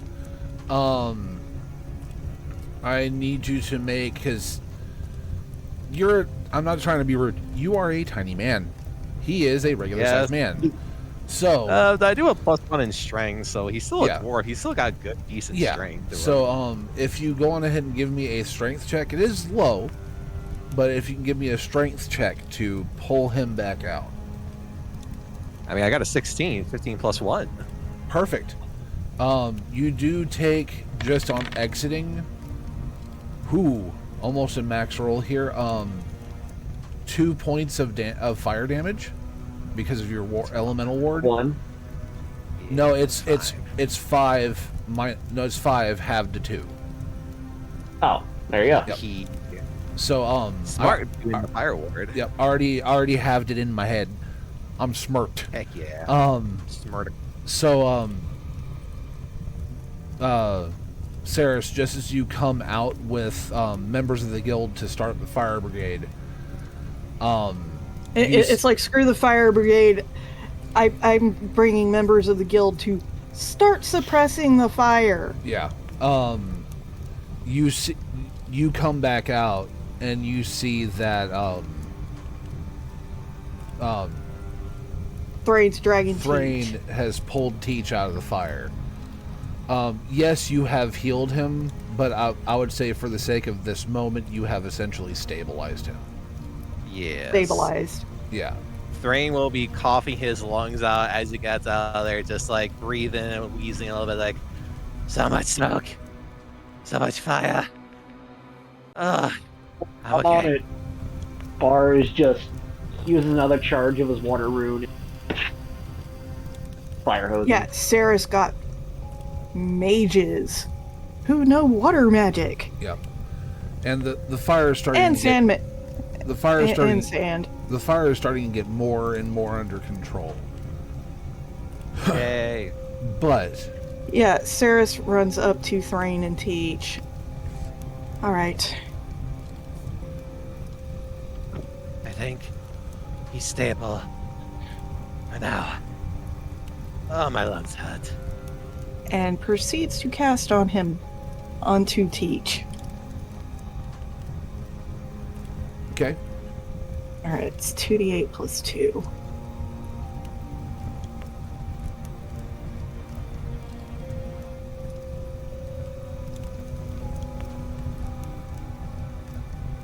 Another 13. Okay. Yay. I'm guessing he's gonna start coughing. Yeah, he coughs a bit, and his eyes kind of slowly flicker open, and he is looking up at the two of you, and I thought I was not going to make it.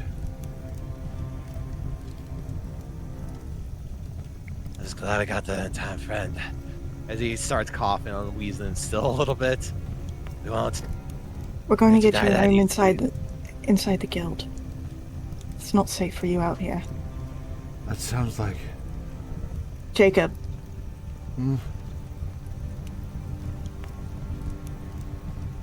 big old half-orcish dude comes over. Oh, I was about to have him say, that sounds like a good idea. And then I'm going to end the episode for tonight. Yeah. Yeah. That works. Yeah. Jacob, big half-orcish One of dude. the female mages asking, why is Mr. July putting out the fire? So, Yes. to all of you that have... He is real. To all of you that have watched and stuck with us through this a little bit longer than normal episode, thank you very so much for watching. And hopefully we'll have more people to play next time. But until then, Yes. Okay. We're hoping that Grace will be over her cold or whatever minor illness that made her need meds to go tonight. Yep. But until next time, keep adventuring, my friends. Bye. Stay safe, everyone.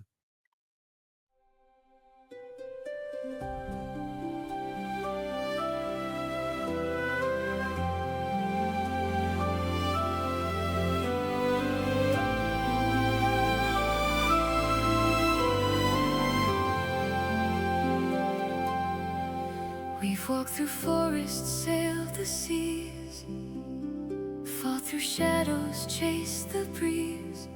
Together we've written a tale so bold, of courage, heart, and treasure untold. Through every trial, through storm and flame, we found the light, we made our name.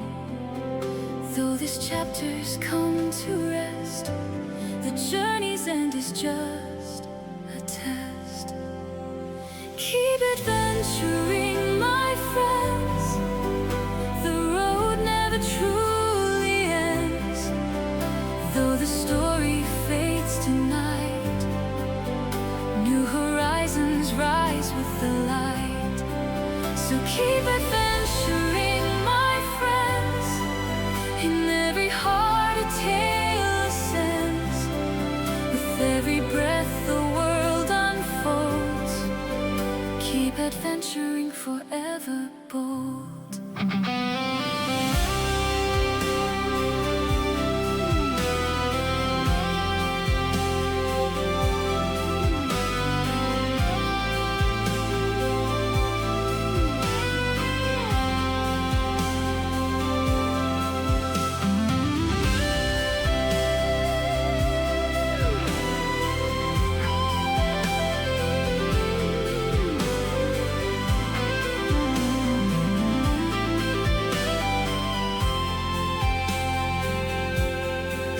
We built our legends stone by stone, but no one travels this path alone. To all who joined and shared the way, your spirit lingers, come what may. Beyond the pages, beyond the song, our bond endures forever strong. Though the book may close its cover, the spirit of the quest never over. Keep adventuring, my friends. The road never truly ends. Though the story fades tonight, new horizons rise with the light. So keep adventuring, my friends. In every heart a tale ascends. With every breath the world unfolds. Keep adventuring forever bold.